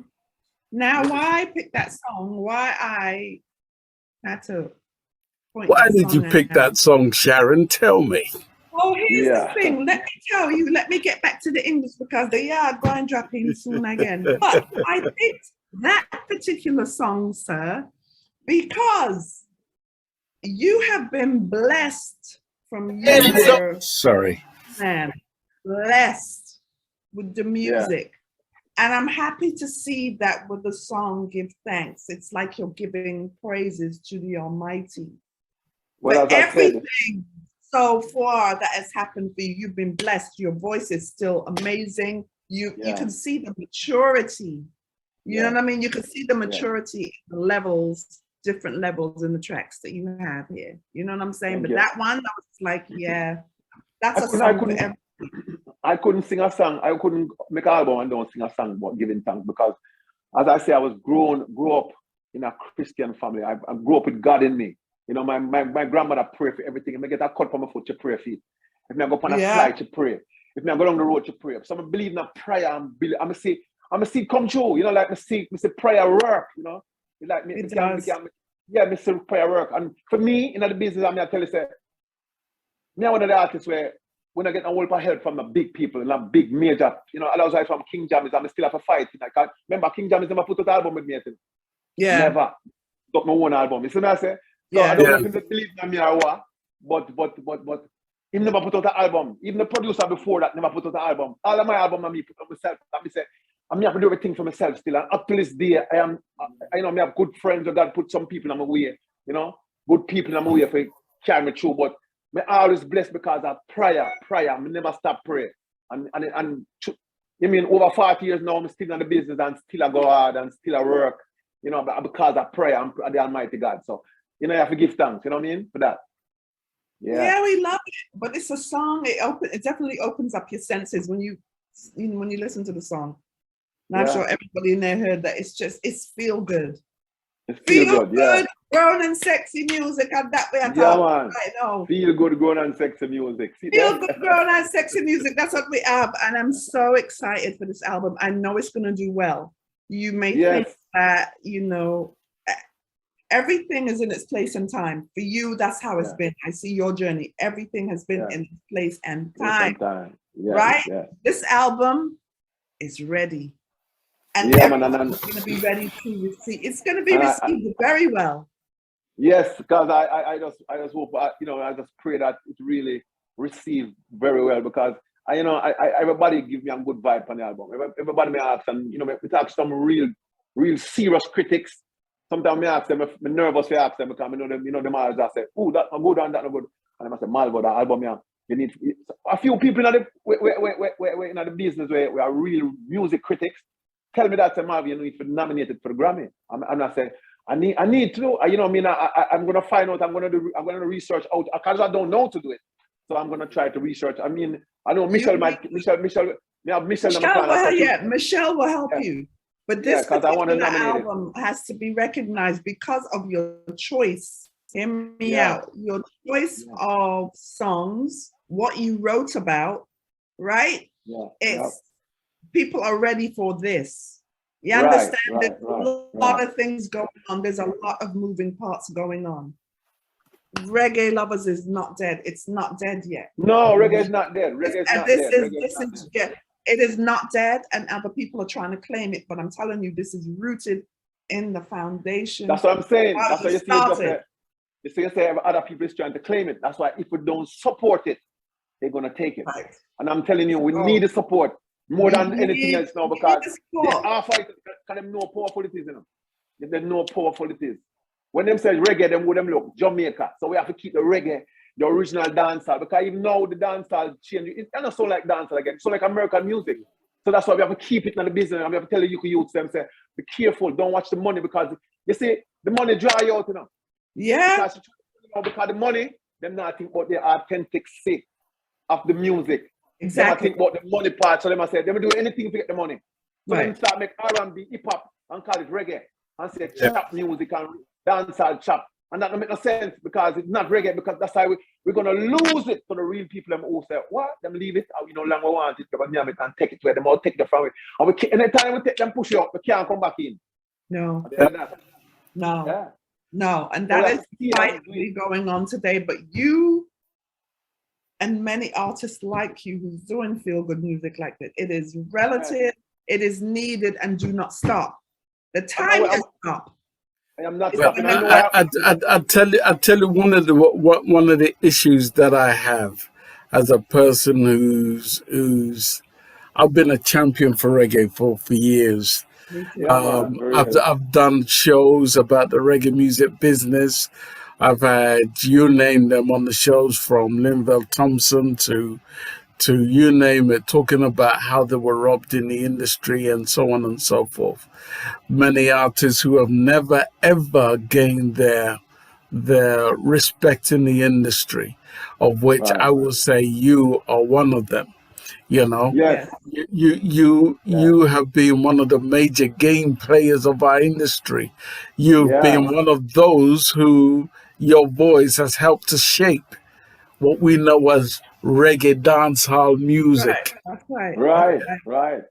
And when we look at reggae dancehall in its reality, that as I know it, as a music junkie, vinyl junkie, whatever you want to call it, right? Yeah. I have never seen you get the respect that you deserve. Never. I never get respect. Now let me say this. There was a long period where nobody was hearing your name that I recognize. I was living out in Florida at the time, and then I got to meet Clement Irie and so many others at the time, right? And as I met Clement Irie, I saw that you, Johnny P, Tiger had gotten together and done a series of shows all over America. Right. Yeah. As I heard you talk about your early Black Star days, I can now understand why you went for Tiger to hold up his name as one of our greats. Yeah, because and I have to applaud you for what you, Johnny P, and a few others had done. Specifically for Tiger. Yeah, I came up with it and I said, you know something, we have to do something for Tiger, and I want to bring back Tiger. And I know that he couldn't speak properly, but I know how to work with it, because when I go to Jamaica and I met him, I saw him and we was making jokes. I hear him DJ and I say, okay, all I need Tiger to do is just DJ the hook and we can just go around him. You know what I mean? So it worked. And when we take Tiger, I said the return of Tiger, because that was it, was Tiger face, big, the return of Tiger. And people was so happy to see him, and it worked. I always said it worked. How we did it. And it bring him right back. Everything was good. I get back his visa for him. I was the one who get back his visa to get come back America. You know what I mean? It was a great vibe. Yeah, it was a great vibe, And as I said, in the music business, you know, we have to really hold it tight. And when I talk with again, we just get this back. The DJs, when we make the music in the studio, the last person who get it to make it big is the DJ. So they are the one who help to make it big, and then they see one who make it and kill it. So so we ask them to play the good music and stop playing the bad one. Because the bad one, them are putting on the youth them head. You know what I mean? Because we don't play music, you know. We just make it and give it to them. So right. you have to put out the good music, play the good music them, and leave the bad one them. You know what I mean? So the DJ play a major part in the music business. So the DJs, but they are the one who playing for the masses of people. You know what I mean? And them and give the people them all the vibe, them and show them what this music a trend and what not trend. So we are asking them to play the good music, you know? You know what I mean? I say. Now, I will go as far as saying this. The average or the normal or the everyday Jamaican that love reggae dancehall music knows about Anthony Malvo. My discrepancy is with the industry giving you the respect that you deserve. I never get, you know, so I never get award from nowhere. I see a lot of award shows. I even was laughing. They have a award show keep in Chicago with this guy with name. I don't remember his name. Some weird name, but he always do some big. As a person in the industry, what do you think that is down to? Why do you think they don't recognize you as one of the greats? I don't know. I'm thinking the same thing too, because I know I do a lot of work. I make some great music, and I don't know if it's because maybe. Because I don't think there's any more you could have do to shine bright, because you've done it already. Right. I've been with this, you know, I make songs, I produce, I do everything. I never, really get from the real industry, like even Jamaica, to say, yes, America, you know, Anthony Malvo, you did a great job. It's like, as I say, our people is so weird. It's like you have to create a hype. Or them have to see somebody else give flowers. Them have to see somebody else. I give some flowers and I say, oh, yeah, we have to look good too, so we have to try, you know, say something to it, because, no, I'm not get them things. I'm going to stop thinking about it, you know, because if you think about it, it depresses you. You know, I hear Sanchez was saying, the boy, them not doing nothing for him, nada, and people were saying, Sanchez don't deserve nothing because he's not singing the original. And I said, but Sanchez are the man who lack enough show, big show, and when Sanchez step on show with Barris have to sing with him belly, because Sanchez is not that easy reckon. You know what I mean? I say, I know Barris is a respect, but Sanchez is not an easy person. Might sing over, but back in the days in the 80s, the producer back in those days never want us to sing original. Right. That's right. That's right. They want us to sing original. They want us to sing overs. That's right. When back in the days, when come and say, boy, I never sing. Even if Batman people come out, and it's because, you know, see them come on a single. It come out on a compilation.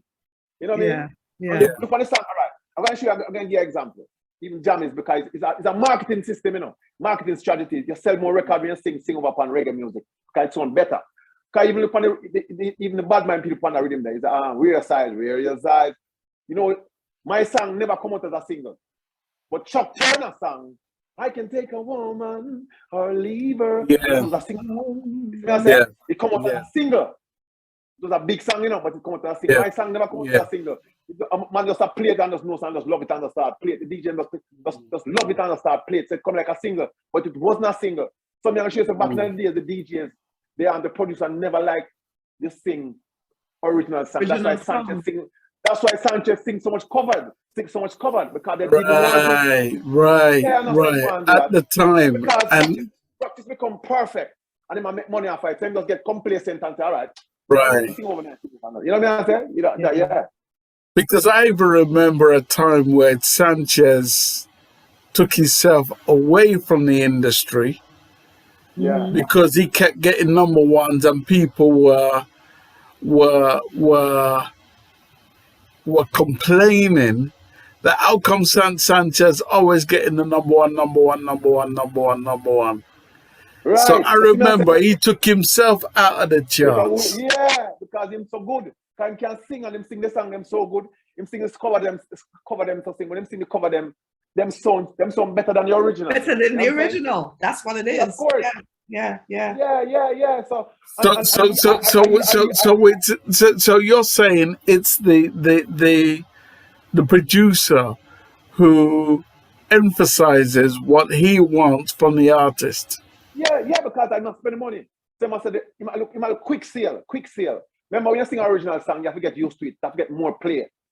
You have to pay the radio man to play it more for a month for people to get used to it. But you have a song where make itself R&B song. You sing back a R&B song. Look, when Summer Love is Beautiful, it was a hit song back in the days. So I just sing that it blew it up, you know what I mean? Blow up. Yeah. I used to it already. Everybody say, oh, I used to it. I know that song. And it was on right. Reggae. You know what I say? Yeah, you know what I say? So it was a lot of songs, you know. Baby, let's cruise away. You know what I say? Baby, right. stop the rain from falling. You know what I say? Them songs that are because they've been out already. Everybody hear them already. So the producer, it make good for the producer. Can sell record them with it. It make more money selling more record fast. You know, but when you sing original, it take too long. The people them get used to it, and some people don't have time to listen. Because some song make them not time to listen. So you might get any song where quick for the years where the years used to. And say, I know that song, so it sell fast. You know what I mean? Yeah. It's like marketing. Yeah, that's like I'm with you. You can't blame Sanchez. Yeah. I just saw him get an award after everything the other day in Jamaica 60th anniversary. They gave him an award because him come out public and say Jamaica not do nothing for him. Jamaica not recognize him. The industry not recognize him, and them feel bad, and them see them call him from Jamaica. Them give him an award. You know what I mean? Because they feel bad because he come out and said it. Because the late 80s, 90s was Sanchez era in time. I knew that for a fact. Yeah. I knew that for a fact. Not me myself in them time, not care what the DJs is. Sanchez are the man who close the show. Yes. Yeah. And then the singer a close show, a DJ a close show. Yeah. It's not close show. The only man who could have closed that show was Barris. You know what I say? Yeah. The singer not close that show. Then they make the singer not close show. A DJ close show. And a Sanchez close a lot of the big event them Sting. I mean Sunfest. You know, you name it. Yeah. So before I go back to Sharon, you know, let's talk about, you know, the state of the industry right now, because I know there was a whole hullabaloo about the people who got the Grammy recently and the state of reggae music. As I speak on that, also, I think it's safe to say that Afrobeat also took a big, huge shine and seemed to knock reggae dancehall off the map. And it's like the whole world, including America, embracing Afrobeat music. Afrobeat, right. You know? So there was a time where I saw things going wrong with reggae dancehall. I was very vocal about it. Yeah, me too. But people were saying, nothing wrong with reggae music, reggae dancehall music, nothing wrong. Right. And as those people say nothing wrong with the industry, all of a sudden we're seeing Afrobeat taking dominance. Right. And so much more. What did you see happening without me putting too much on your plate? What did you see happening, if you saw anything at all? Yeah, I saw a thing because that make I saw that as you see that now is a vibe with them it cast you when the guys don't win it. I didn't feel no way because if you look on them following and them in reggae music for how much years, because they've been playing reggae music for how much years, because it cost you our support. We didn't get the support because even we think the nominees. Grams Morgan, Itana, Jesse Royal, Spice, and some great album and the guys them. But it comes down to support. We don't support our thing. We just come and we don't support it. You know what I mean? I say it's not support. And then the new music what they make now crazy where foolishness. It's not reggae music. So that's why we are losing because they're not making And the guys who playing the music they're not they're thinking about the dollar instead of the future of the music and you know what I mean, the legacy. Them leave out the legacy. So when you say we're not support, because I wanted to break it down for us. Meaning they're not buying the records. We're not buying the records. We're not streaming it. We're not doing anything for it. We just sit and go out there and just man say put up my album.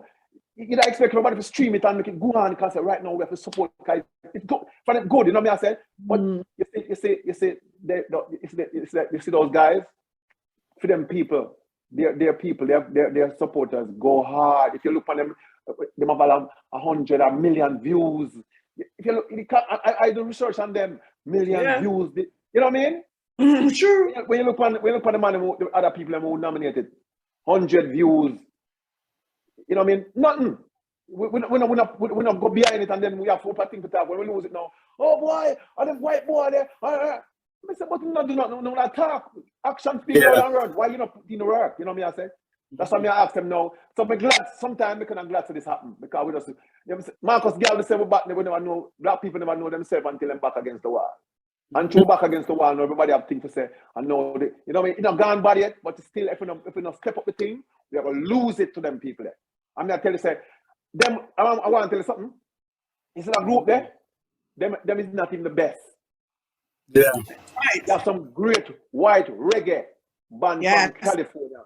When me I tell you, we make it. I mean, I tell you, where them guys that will win it look like joke. When you go out for them concert, thousands of people come out to them concert. You know, they're more loyal to the music. They're more loyal to them. Oh, we're not loyal to our music. We're just wild. Anything with us, we don't care. We just think about the hustling. Everything is about we are just hustling. What we can get out of it. If we are say, boy, you know what I mean? We want to do, even the reggae music, it didn't change the dancehall. I mean, it changed the dancehall, and dancehall are one of the music where when people listen about music, them think about reggae and dancehall in Jamaica. When you look at it now, our dancehall changed. We don't have nothing. Them take away the originality from the dancehall. You know, you have to keep the originality in the dancehall. You can't do anything wrong with it now, but you have to keep that significant sound. Them change the sound, gone to R&B. Oh, you feel R&B and say reggae that. Them call it trap dancehall. What kind of foolishness is that? I mean, that's what I tell you, come down to money. It's all about, you know what I mean? And then you break the kids' them mind to that now. So when you come with the real dancehall, they don't want to hear that. And then the people them will make R&B now, that will take over thing because when Drake starts singing on the trap, what them call it, when Usher starts singing on it, when you know what I'm saying, the big R&B and the rapper them start singing on our thing, what them call trap. Nobody know want to hear it again. Them take it over. Them don't know that, you know. If them start do that, when Nicki Minaj start go on it, you know what I say? Because them have thousands, millions of followers now. When them start up on the scene where the dancehall trap, when them start up on the dancehall trap, we don't have nothing more to get, you know. We're gonna just lose. Yeah, we're gonna lose. Because we don't have no originality again. Remember, you know what I say? That's why I big up DJ Khaled. DJ Khaled, see him come back to Jamaica, we come for the original people them. But them call him a culture vulture. Yeah, no, I'm not a culture vulture. He might come to Jamaica from early 90s. You're not a culture vulture. But because what am I doing? They are not doing it. I hear you. They're not doing it, you know. Say take a man from out there to come sit and say, I want to them fool out. Them don't know them have gold and now use it up. Them have gold and I walk on it. Them a walk on the gold. Them a walk on the gold and the diamond them. And I walk over there and I would stretch to some other people. I try to be like them American and I try to be like my rapper artist. The man come for them at him a vulture. You know, see it, I big him up because I recognize we. And the artists when my drafter, them have them business part good to them. Him can't rob them. Him can't rob them, you know. Them have them things, all them artists that have the business part I lack. Them have them publishing up to standard. So there's nothing you can take out type more than give them fame out type. Just so that's what I tell you about Jamaican people or black people. All we do is talk and criticize, but we don't do nothing about it. Thank you. You see what I say? You see that DJ Khaled come from a different place. He's a Spanish guy, you know. Latino, and him love reggae music. I remember him used to come to Jamaica back in the early 90s, come play. Remember him? DJ Khaled. Yeah. You see me, I say, I don't know him come and jump in. So all what talk, I know the business, and them not help it. So he might help it. You know what I'm saying? Yeah. Yeah. I mean, Do you think, Sharon? Yeah, unfortunately, like you're saying, you know, what I don't like to associate is the music they call in dancehall. It's not. I would like No, that it's race. not. It is not dancehall. Not Dancehall dancehall. for us, if somebody talk about a dancehall, is you guys. That was the foundations. That was what made Yeah. you understood everything you were saying. You were Yeah. original. You know what I'm saying? Now Yeah. it's a different, it's visuals, this whatever this music them have trapped me not care what they want to call it. It's a whole nother level. It's visuals, it's and there's a lot of negativity associated with this new music. That is what is bad. Dancehall should be erased off of what they. It's not dancehall. I don't know what. It's not dancehall. It's not. I call it devil music, and I call it devil because of the negativity associated with it. The visual, the way you look, you bleach out, your pants, your pants lower than what it was. Everybody look like girl now. Everybody look like girl. It's a shame. Everybody look like girl. Right. And Jamaica culture not stay up. We never used to stay up. We never used to be that way. No, we never be like that way because America, they want to be American. They get so caught up in the America. They get so brainwashed by America. So they want to be American. They're so hungry for the money. They want to look like American. They want to do the song them like American. But America not take them in. America not take no Jamaican thing and them thing, you know. No, it will never happen. It will never happen. No. America is about themselves. America like to control everything and control and want to be for themselves. Them not gonna let you in. They might let you in 1 month. Them not gonna let you in. No. You know, no. So all them are doing but that's the younger generation now. I'd like to know. But them are the man of tomorrow. Them are the man of tomorrow, you know. The younger generation now is gonna be the man of tomorrow. The generation of now is like a cycle. They'll go in cycles because believe me, what they're doing will never really last. It's not longevity. No, it's not gonna last. I call it bubblegum music. Bubblegum music. Chew it up, and when the juice done it. Yeah, spit it out. Yeah, bubblegum music. That's what it is. A long time. Yeah, and then I eat a food still, but that's what I say. It's all about hustling, eating a food. Everybody can get a money and go up and eat and buy a car or do something with the money and area and you know what I mean. That's what it is. But when them reach about our age, they're gonna get hungry. But listen. Some of them don't even get there, but that's what we're not even. People are not recognizing. Some of them don't even get to our age. They don't. They don't. The fast life, everything is fast. It's the followers. Everything is fast. The fast car, the fast. They do not last. Fast, yeah. It cannot last. There is no longevity in the game. You know? Exactly. Yeah. So you get it. So it's gone, and they are not. They're not even prepared for that. They're not even prepared for that. You have been in the game thus far. That's why we are still. That's why we are still here. Can't talk this. They're not. None of them now go come can talk that. Because be my age and still can talk that. No. Because for the music, nobody want to listen it. Because them music so easy to forget. You're so easy to forget the music. Because you know what I mean. You never know. By the time a month time, you forget the music because it's garbage. Garbage. Well, that's what I'm saying. There's no longevity. And the young youth, them young artists, they're educated more than us. Because we are the parents, we send them to good school. So them just want direction. Direction, them just want, you know. Because I said enough of them have enough lyrics and enough things to say because they read more. We have social media to say more. With them say more things than what we used to say, you know. Right. We don't see nothing, you know. Remember, right. We have to read 2 things and you know what I mean? But them have the phone and the man can see things international all over the world. So they are more smarter. But they need direction. That's all we need. We now fight them, you know. They just need direction. You know what I mean? So let me ask you, what does the industry, the reggae music or the reggae dancehall industry, need to do to get back its power that it used to have? The reason why I say that, I remember a time where you could never bust unless your production had made in Jamaica or it was mixed and mastered in Jamaica. Right. And I ask you again, what do we have to do in order to get back our power? Well, as me I say, come down to the DJs because we make the sound. The DJs, the DJ we have play the music, and them outside I make everybody hear it, you know. They are the one who distribute it out to the world. We just make it in the studio.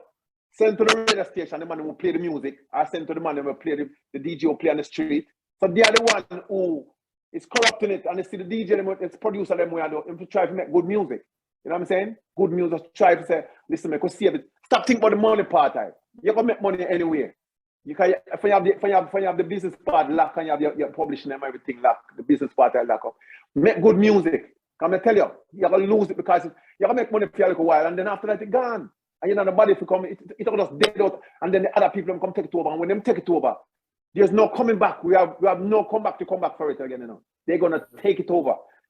All of the people who are listening to music, they're gonna draw to them side for them. They don't want to hear we again. Remember I said we used to have Japan splash. We used to bring our artists from Japan. No, you know, see artists and go to England again, like a whole big major show in England with do for Jamaica. Them have so much. Them not bother with it again. You know what I mean? In Europe. So let me throw a word at you and let me hear what you have to say about it. Payola. Payola is not bad. I'm going to tell you that. I'm going to tell you that thing. All right, look at this now. Say that again. It's not bad. Depends it's on not bad. It. No, it's not. Depends on how you do it. But I'm sure. So I'm going to give you an example why I said that. Okay.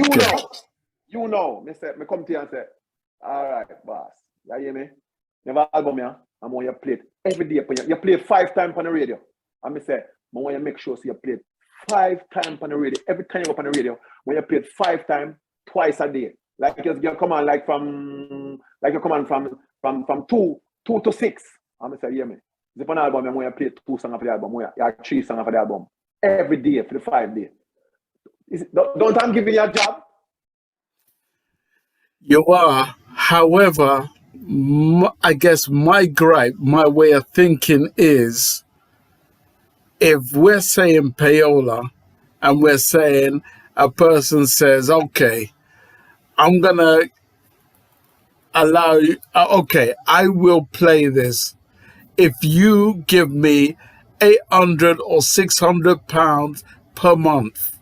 Now, if it's a young artist who doesn't have 800 or 600 pounds, how is he going to pay the DJ? You understand? Even if his music is credible. Well, I'm just showing that's what I'm saying. If you know the song good and you know you love reggae music, that's what to play. You say, right, listen, I'm not going to charge you. I'm going to play the song. And you hear the song I play and say, well, you know, say, the man not play it unless you give him a certain amount. Well, that's me. I said, a piola, that. You're not, I'm not into that type of piola. I'm not into that piola. But if you play my song a whole per time, I'm see it'll take all. I'm true you play it. When my song about Malvo, as I know it, and this is just what I know, yeah, is that unless you give me a certain amount, me not play your music. No, I'm not in piola. No, I'm not in piola. Well, I should have said, I am not into piola. Well, I am in gratitude. I show gratitude. If you play my song and you say, Malvo, boy, the song I go on wicked tonight at much place. I mean, know that. I mean, hear that second much place. I mean, know how you do it. And you say, Malvo, then you don't know, you know. Show some gratitude. I'm say, yeah, man, I know nothing, brother. I understand that part. Yeah. I understand that part. But there's the other part which has to be highlighted, and I know those who are doing it. No. Unless you give them a certain amount, and I'm going to speak boldly today because I'm not sure this, and I'm saying this only because there's a lot of great artists who are being stifled from the industry. I am one because I don't have the money to give them. I don't have the money to give them. And if them stick me up and tell me, say, Malvo, then even not great, I'm going to tell you something again. And then not call him name. And sometimes people call, but I'm not call him name still. One of them great music radio DJ. Big man, you know, and I like a young boy, big man. I'm in Florida too. So I can't tell. So when I say Florida, I hope them can find out. I'm not call him name still. You can say, in Florida, big time man in the business. I'm going to say, listen, brother, you know, say, have a nice album and blah. I say, Malvo, they don't know, say, to send a food, come and we just deal with the things. I say, then the amount of time I'm in the business, you couldn't just play the song and then put me on it and do what you have to do for me. And come and work with him already. I give money already, you know. I give money already. I work with him, come and say, it's a business I'm do. I say, yeah, man. You must say, Malvo, to do all them things here to cost you money. I say, all right, I'm going to spend for myself because it's all about myself. I'm not afraid to spend money for myself. So I give a thing, I give my thing. But me again, me come back again the next. After about 3 or 2 or 4 or 5 years, I say, listen, can you do this? And it's a good album. Why you tell me say, me going to give money again for put on this? You know, just put the album and go around the thing. Because good music, why you striving? So that now my music now go on film thing. I have a good platform, you know. So my music now go on film platform again because me not give no money. You see what I say? So that me shows that bad. You know, promote the guy, the artist. You know the artist, and you know good music. If you love reggae, because it's all about the money now. Everybody's all about grabbing the money, and that's how much of the thing. The money, you know what I mean? It's not the love again. No love in the music again. You know, it's hustling. Yeah. No love is in the music. It's just money. Well, you can do this money, more money. Give me money. You know what I say? And I love the fact that Ed Robinson did a song way back in the day called Hustling. I am do a song they want to talk about some money thing to, you know, same thing. But I'm not sure and say, listen, me man, you see, and you want to again, it go two way, you know. Me will talk to you and say, boy, boss, I hear me have album, I'm on your work. And you play the album 24/7. And you say, Malvo, you know me, I beg you a dub. I say, boy, I don't know the point. Boy, you have to send me $100 or $200 for do a dub. And the same man, when you come back, come beg, you know, when things get hot now, him not show no gratitude. Him see him. So that can mash up the business though. You know, it's a sticky thing. You do something for your artist, and when you call the artist, can you play him song out, you know? You get that England, you make that song, you make sure that everything in the pan. You play it, till everybody love it. And you call the artist and say, I beg you a dub play. You know, I beg no money in here. I beg you a dub play. Man, I say, boy, father, you know, say, a $500 I do a dub for. The same man where you play him song, you know. So it make you know, say, hey, I do not more for them unless them pay me. So you know what I mean? You say, I do not more. So it's a vice versa. The artists have to show gratitude. You have to show gratitude too. You know what I mean? Yeah. Because somebody have to do something for you. You know what I mean? Because if you have to do something for me every day, like, can you remember I say millions of records to play now, and you pick out my one record and make sure say it in your playlist every day.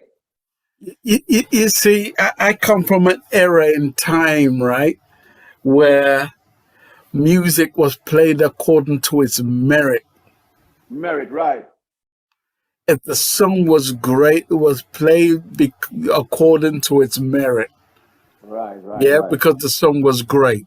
For instance, if a guy says to me, 10 star, me have this tune here, and it's the greatest tune since sliced bread. Yeah. And I listen to the song, and the song doesn't hold up. Yeah. I have to be able to say to that person, I've listened to this, but I haven't heard what you've heard. I have to be very diplomatic and be able to come across in a way that he gets the message. All right. Some people say that, but you know the artists do after. The artists make it bad too, you know. Artists say, listen, yeah, I'm my father.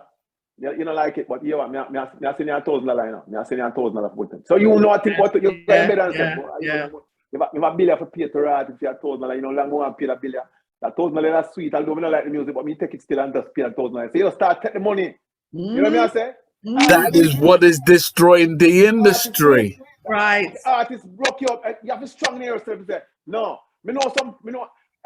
God bless him soul. Mighty Mike from IRFM. Mighty Mike. Yeah. Him pass away. He passed away. You see, when you go to him and say, see that music and you start about, you give my money, he must say, no, I have to listen first. I don't want that, I don't play it, you know. That song is not up to standard. No, I don't want the money. I don't want the money. Yeah. It's not good. But none of them not say that. Because how much people can turn on money in them time? Turn on money. Right. You know what I say? Yeah. What do you them about some scam? The scam man, them a man to go be away. Ghana music. Then come, what do you go one DJ and I say, boy, mama. I say, me, say a little drink money, you know, just have a drink. You know what I mean? Just I show, this is not paying you. I mean, it's not this. I understand gratitude. Me I show, have a drink. You can have a drink, you know. She said, the woman said, laugh and say, why Malvo? Boy, actually, you're good youth and you're good artist. Man, I do this now. When them youth they come from me, when the scammer them come, they might bring all 5,000 US. He said, the song them not good enough, but me still paid come on the money. The song them not good, but me still take the $5,000. Because 5,000 US come and build a house now and me buy me build a house so tight now. You must have them build a house so tight for. So mash up the business. Because nobody no want to turn down money. Nobody no want to turn down money. I'm gonna say my gear $1,000 US. You say $1,000 US? What? You know, long more pay $2 billion. There's some bills, some whole bills to pay when we want money long time, and I'm gonna bring 1,000. I have to work out whole month to get $1,000. And now I'm bringing a one.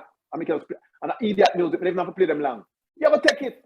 So let me ask you a question, and this is my question before we round up this segment, right? And I guess boy, I have to ask you this. Do you think that you're being stifled because you're not playing ball? Yes, because I'm not. Yeah. I start because I'm not paying the money when I pay, and I'm asking for too much money. I'm not have the money to give them, man. Sometimes I'm not asking for, but they give them the song and play it one time, but they might use them head them know so you have to bring in some money. You know what I mean? And if you me go through the stifling because I have the money. If I have the money, I play my song. You know what I mean? That's what I'm saying. Not a lot of the player them get carried away through money. It's all about the money thing. And you have good ones, you know, we play the good music, you know. Good ones that play, but you have a whole of them we have and some of them have some good platform too. Some good platform where them have when they reach out to a lot of people. They are the one not taking. They're not playing your song. Even if you have a good song, even if you have a good, because that's me I said they make some good song. Then even with the album, yeah. I send the album to a couple of people, you know. And then I'm money them a look. I'm not paying the mind. I just turn the media and say, it's all right, man. I'm gonna just use social media for myself. So every day, I take out like 4 hours out of the day. And I post my song them 24/7. Even yesterday, a man called me and said, Malvo, boy, as I wake up, I see up on my social media. As I wake up, I'm say, you know, I'm here do this. I'm on a big team. But me share me have to God bless social media. I mean, it have it bad ways, but if you use it right here, it has its uses. It have its uses. Trust me, I tell you. So make enough of them radio boy have to start pack up them business because man start use social media and beat it around them and them now get the money again. Because nobody didn't listen to radio that much again. Few radio certain radio stations them listen again. Because them have social media, them have the phone and them and listen and can think on the phone. Yeah. You know what I'm saying? Yeah, I'm saying. You see me I say? Put a damp night. I have to big you up before I come to Sharon again. I have to big you up because you have a daughter named Tiffany Malvo, and it was Janice Binns who introduced me to your daughter, and I got to interview her many years ago. Yes. And she's still going strong, and I see her as a strong contender in Jamaican music. She's creeping, because she's not. I tell her that this business is just creep in the business. It's not no jump up thing, and we're getting her to making the good music. You know what I mean? And don't forget, you know, we have a granddaughter named Mika Malvo. She had us 3 years old. Wait, tell me, sir. We have a granddaughter. We are 3 years old. I tell you, she know every song. She's an entertainer. Every time you soon start interview her. You soon interview her too, you know. I tell you, next time. Look out for Mika Malvo. Mika Malvo. Okay. So wait, you tell me, say we have to watch out for her. Yeah, what do you mean? You have to watch out for her. Watch out for her. I have a son where named Richard Malvo. I'm doing first song the other day. I don't know if you have it yet. I need to send it come here. Wicked Lovers Rock. He just started recording, He's not really serious, but I force him to voice, and he have a sweet voice. But yes, we love that. Yeah, but we have everybody in the thing, and we are trying to make good music. Come here, make sure they make good music, you know, good music. My daughter, cover right, but tell her she have to wear panty and brassiere for me them eat you, because it's not about panty and brassiere. You know what I mean? Talent. Okay? Yes. Listen, I love her tone. She can stand up to the best of them. Tiffany Malvo, you don't even want to hear the rest of what we have to say. We have some great work. I've gone on to that. We have some great work I've make up. We don't know fasting. I'm telling you, listen. Oh, you're tired yourself. It's not panty and brassiere, you know. Remember them. Everybody do the same thing. The whole of every woman do the same. You don't have to do that. Just come different. Just come different. Just come a different way with your talent. With your talent, you come different. People love you the same way. You know what I mean? Right. Most of them panty and brassiere because them not no talent. So them use that to attract people. Them have used that to attract people. You know what I mean? I say. Yeah. How much for? How long? It gets stale now. Then come with the panty and brazier thing. Yeah, it's stale. Like I tell you what, I want to play one of your daughter's songs right now. I want to play one of your daughter's songs right now. Hold on. Anthony Malvo. Let them know. Yeah, man. Great. Hold on. Let me see if I can play this. 1 second. Yeah. Not that one there. Hold on. Me soon find it. 1 second. Play the one with Shang Wayne Wonder. Or Shang Busy Signal. Shang Busy Signal. Her busy signal. Good love. I don't know if me have that one there. Hold on. 1 second. Yeah, man. She's a great artist. And we are break her the right way. Extremely. I think every song that I could. Sometimes it's hard. Sometimes it's hard because she sees certain things happen to certain people. So don't watch them. It's hard because sometimes you want to go the mad way. Because you know them young still. Some people say no, don't do it that way there because look more from this. You don't want to be like Master Griffith. You know, see how Master Griffith starting the business. Yes. The business. Because long she in the business still a sing. You think if she had the foolishness, she could have done everything there. She have gone a long time. Yeah. True. She's true. All right. Here is your daughter, Tiffany Malvo with Wayne Wonder. All right. Ah, big song that. And I produce that song. I'm the one who produced that song. Let flow, Tiffany. Hey Wayne, what you saying? Talk to me.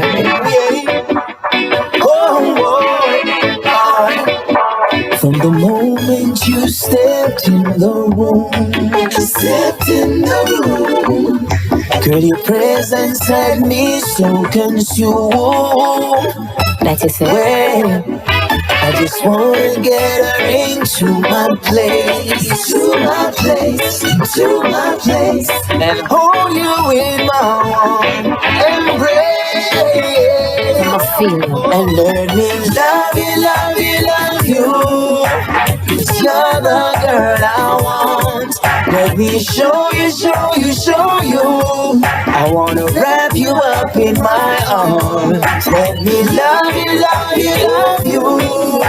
'Cause you're the girl I want in my life.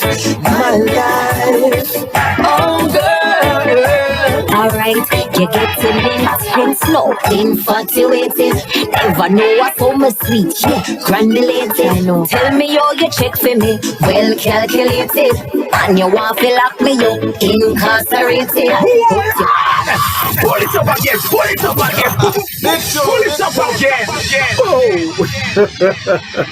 Big tune. Yeah. And I want to say, all right, it's fun rhythm there. Is a rhythm they call what we call a rhythm again? What we call it? Popping rhythm or something like. I remember we call a rhythm. Yeah. I remember a song with me on Buju Banton. That's as we talk about money. That song there. Right. You could have sung the big. That big song that you know. And it not big. I mean it not take off because no money not spend. You understand me? You see me? And a big production that you know. Me and Buju, that song is a big song. Huge. Yeah, but yet to me not spend the money. You know, come here, say me not think me supposed to spend. Me think say when you make good music, when you spend money and you have idiot song, you know, and you want to play, and you spend money on idiot song. You know what I say? Yeah. You know what I say? If a woman pretty, she don't need no makeup, you know. She don't need no makeup. She's beautiful. When you're ugly, you need makeup. When you're an ugly woman or an ugly, put on your makeup to enhance your looks. You know what I say? But when you're a good looking woman, you stick on a little thing on your face, a little small thing. You know, no major. It's like, oh, Miss Mango, you're beautiful. I mean, no, she never makeup. You saw she look natural. She's beautiful. Thank you so much, but this is no true. makeup. You understand me? You can see it. What's that thing, Sharon Mango? You see that? We try. It's like music. When you have good music, you don't need to spend money on good music. You know what I mean? You don't need to spend a whole lot of money on good music. A man just play that. I know so that's a big song. So that's how the business going on. But this been going on for a long time. Piola go on for a long time. I don't know. A long time to go on. Nobody no refuse money. It's a few. So you see the man who refuse money, I don't want him that real icon who love music like yourself. You say, no, if you give me idiot music, I don't want it. If it's not good, I not play it. You know what I'm saying? But a few people do that. I'm a few people do that. We just want you to know right here, right now, that there are those of us who really look up to you in the industry. You know, we know the energy and the works you put in to the industry to make it what it is. You know, we know that reggae dancehall couldn't be what it is without your participation. You know Yes, what I sir. mean? And thank you for that. Thank you for And that. one of the reasons even when Sharon, because it's not the first time, you know, Michelle was responsible for me interviewing you many moons ago, you know, a couple of years ago, you know, Yeah. and that's when our first interview happened, you know, and here we are again celebrating your life and what you've done for our music. Part of this show is about honoring you as an artist, recognizing the works you put in, especially your brand new album, loving it, loving the Yeah. progress. It shows Yeah. me that there's much more life within you to come, Yeah. Yeah, man. especially where our industry is concerned. Yeah. Because you see, as I say, I'm matured. I see, I'm at my own studio, so I'm not. Nobody now. We're never gonna buy the studio again and everything there. So I have everything for the music. I have the knowledge. I have the equipment. So there's as a Bob Marley said, them on tired to see my face. Them on tired to see. That's how it goes. Yeah, True man. Yeah, word. man. Where's Yeah, that, Miss Mango? True word. Anthony Malvo, it has been an honor. And it's a pleasure to be here. It's a nice interview. Yeah, I hope you had a good time because we had the best time. I have a great time. One of my idols. I always loved you, Anthony Malvo. Your voice was always wonderful. And to know that you know, the new generation of your offspring are going to be contributing to this music industry. But Tiffany, she bad, you know, Sharon. Tiffany bad. I'm telling you. Thank you. But look who her father is. You did a good job. Yeah, man. Thank you very much, and thank you for the interview. And let's keep promoting good music. Let's keep putting good music. Oh, we're always gonna. I would just want to love see me. Just keep on playing the song, them. You know what I mean? Because that's what we need. We just need the support. The support we need. You know? Thank you for having me. Yeah, thank you for having me. We 1,000% honored you to have you. Thank you. We're wrapping up the show, but we always give.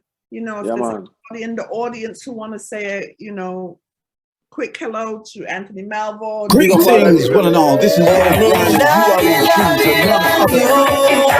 Sorry. That was a technicality. Yeah, man. But big up all of the people, all of the fans, them, and all of the real music lovers.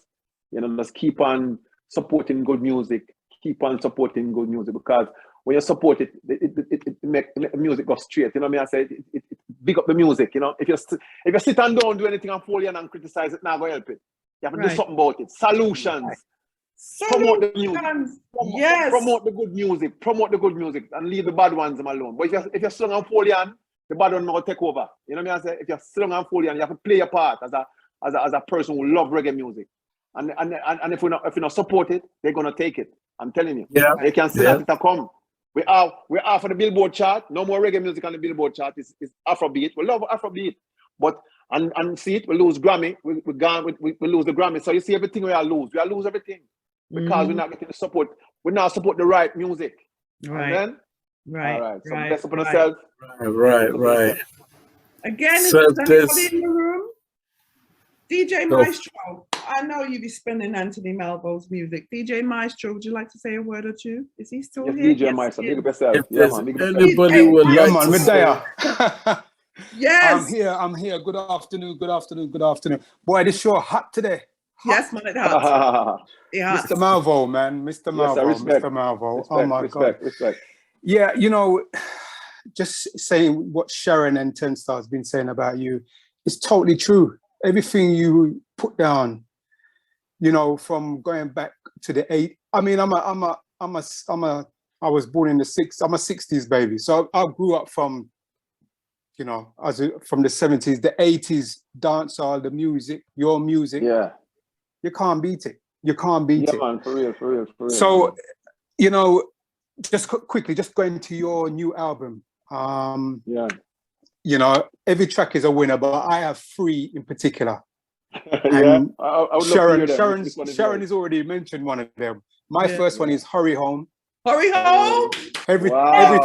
Everything. Yes. Everything. Yes. And the last one is go on, say it. Everything is produced by Ed Robinson. Okay. And the last one you mentioned is one of your favorites. You said, Give Thanks. Give Thanks. Yes. Lord have mercy, what an album, sweet, man. Yeah. Yeah, man. It's good. And Give Thanks. I'm going to be playing it on my show, don't worry. Yes, sir. Please let them know, because we need the support. We need the support. We need the support. I must be a dinosaur, you know, because I don't play music for money, you know. Money will come, you know. We play good music, money will come. People are just reach out to you. I tell you. It's, you know, because I play music for the love of it. I don't play music for money. That's how it's supposed to go. Yeah, that's how it's supposed to go, bro. That's how it's supposed to go. The artist must in mind to say, all right, fire. I see you do a great job, Mr. Worker.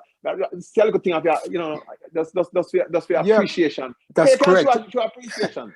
And 10 Star, yeah, that's correct. And 10 Star said it, you know, he's saying that, you know, when somebody sends him a track and he listens to it, he must be able to say to that person, you know, I'm not really feeling that, or I'm not really here.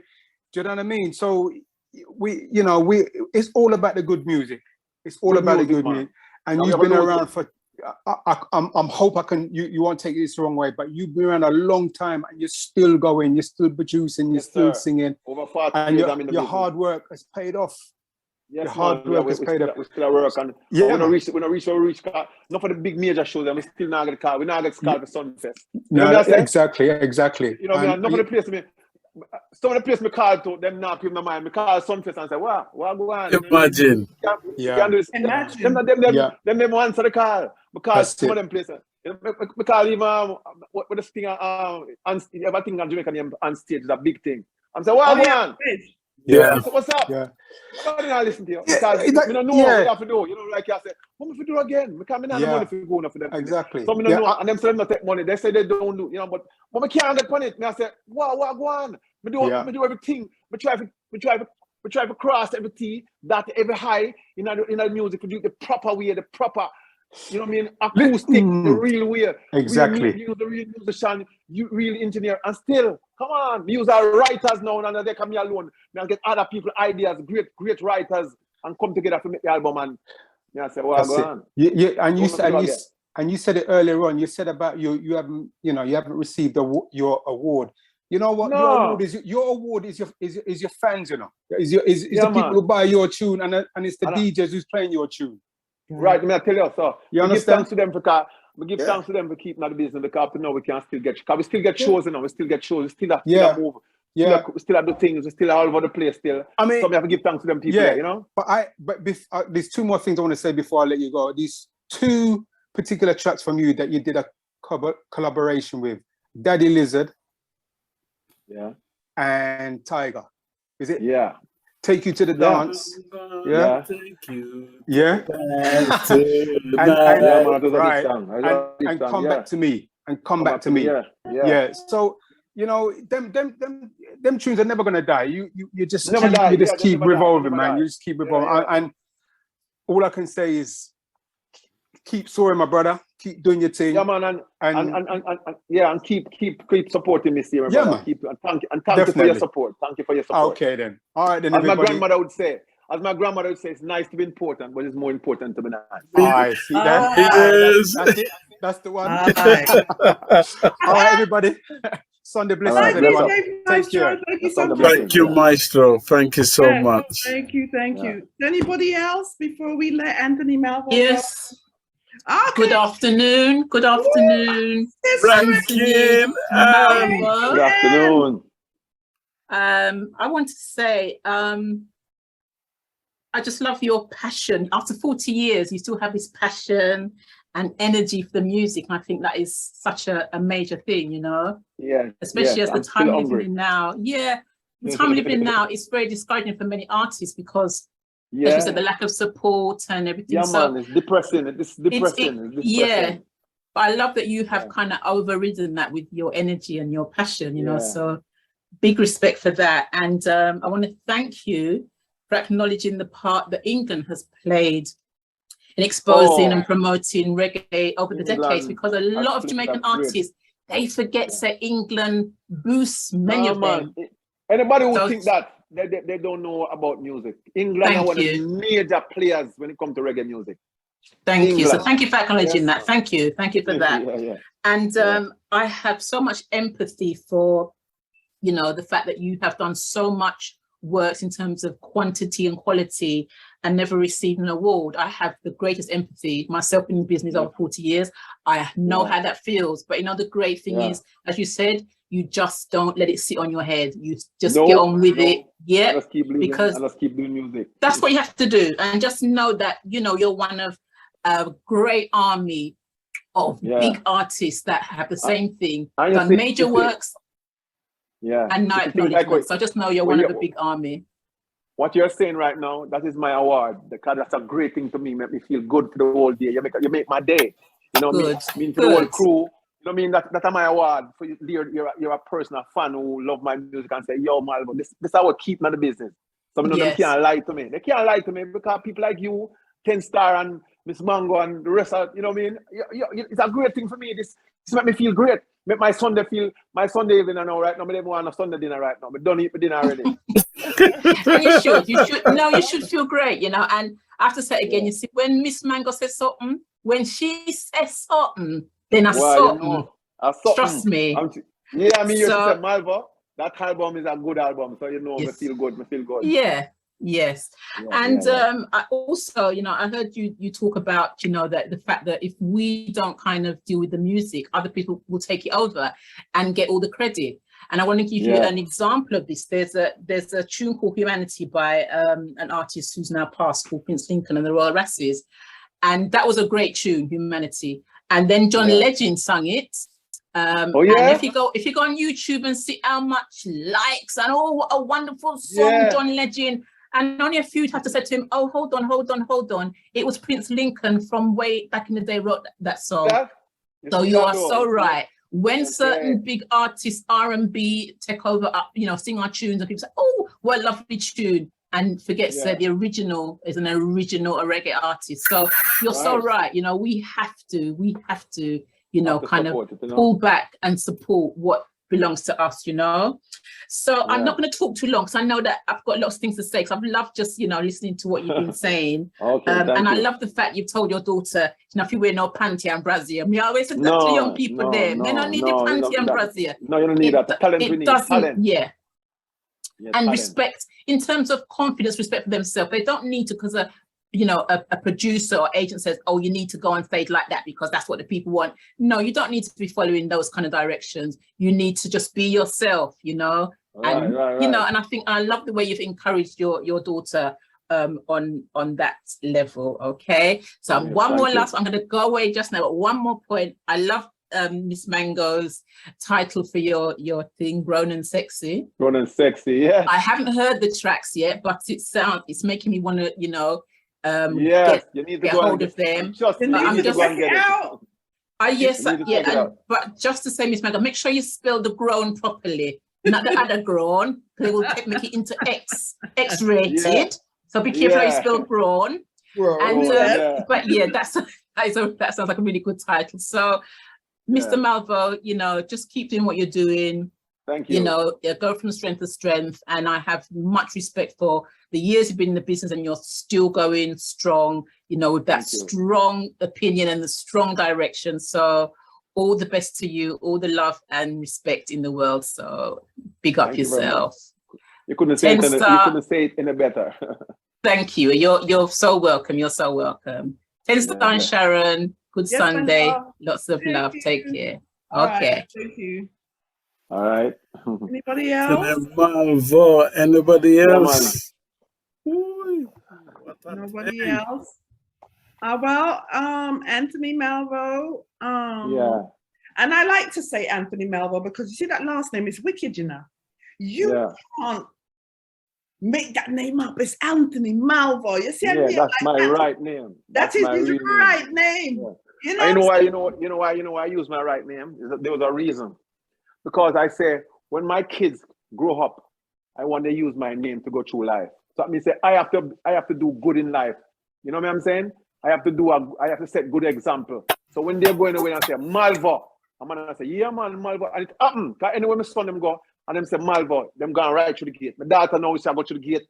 Anyway, you know what I say? So me have to be a good example, me have to do great. So that's why I say when I'm not, people try to change my name, Anthony this, Anthony that. I say no, Anthony Malvo, because I want to set that example for my kids. That when they come up and they hear the name, they say yes, good person. You know what I mean? And I've done that. And I've done that. Yeah. You have done that, and you will never forget Anthony Malvo.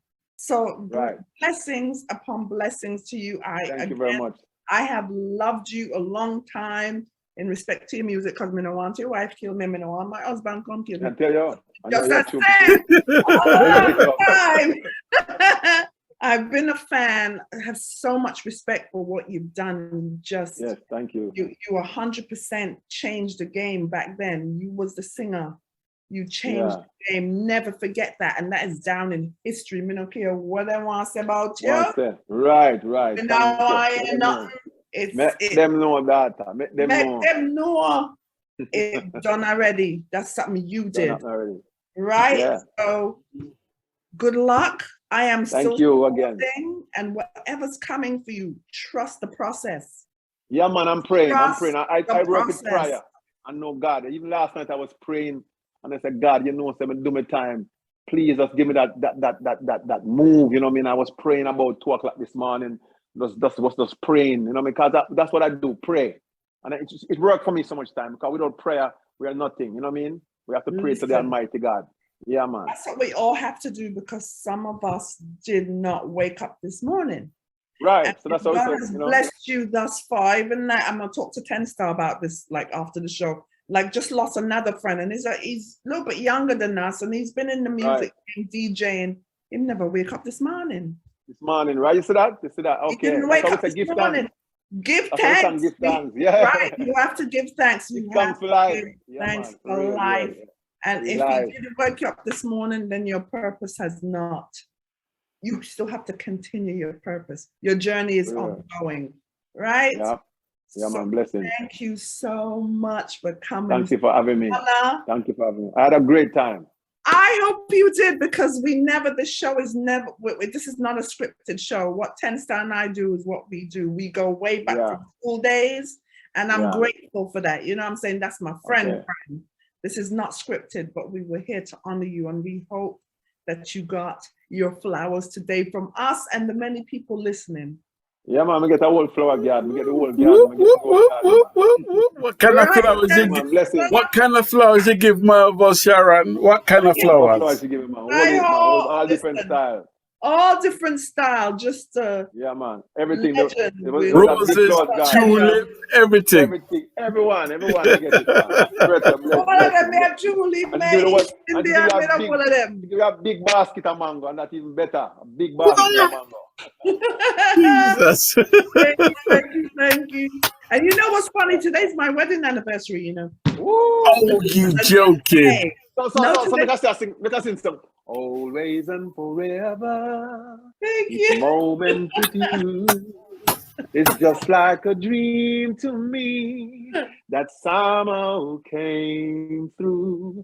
I know tomorrow will still be the same.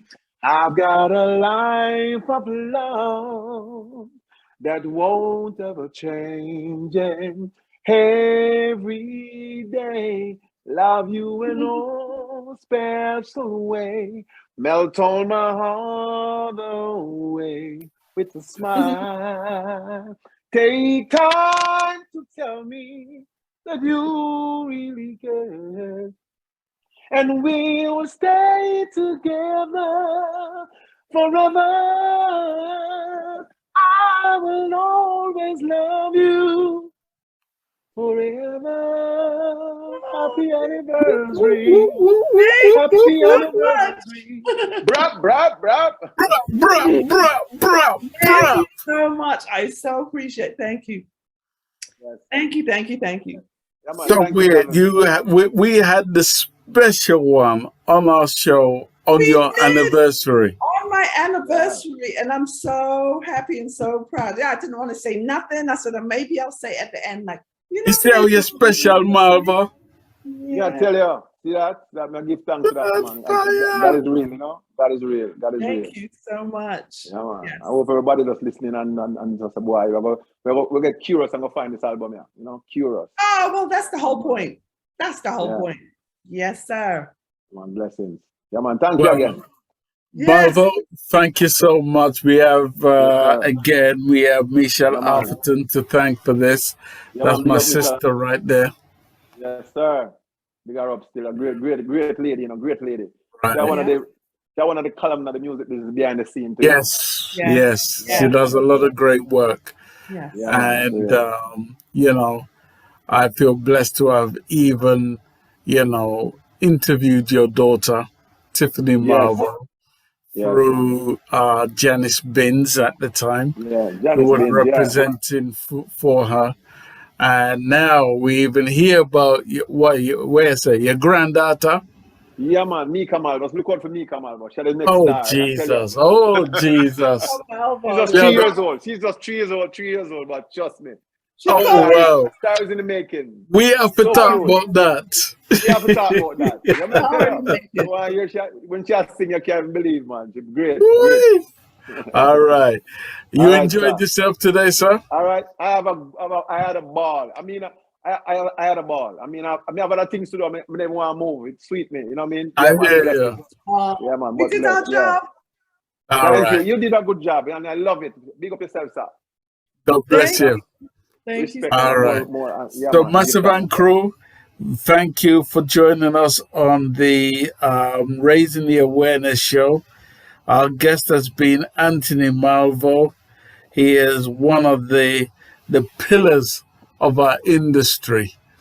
And when I say he's one of the greatest voices to emerge out of Jamaica, I absolutely mean just that. He is one of the greats.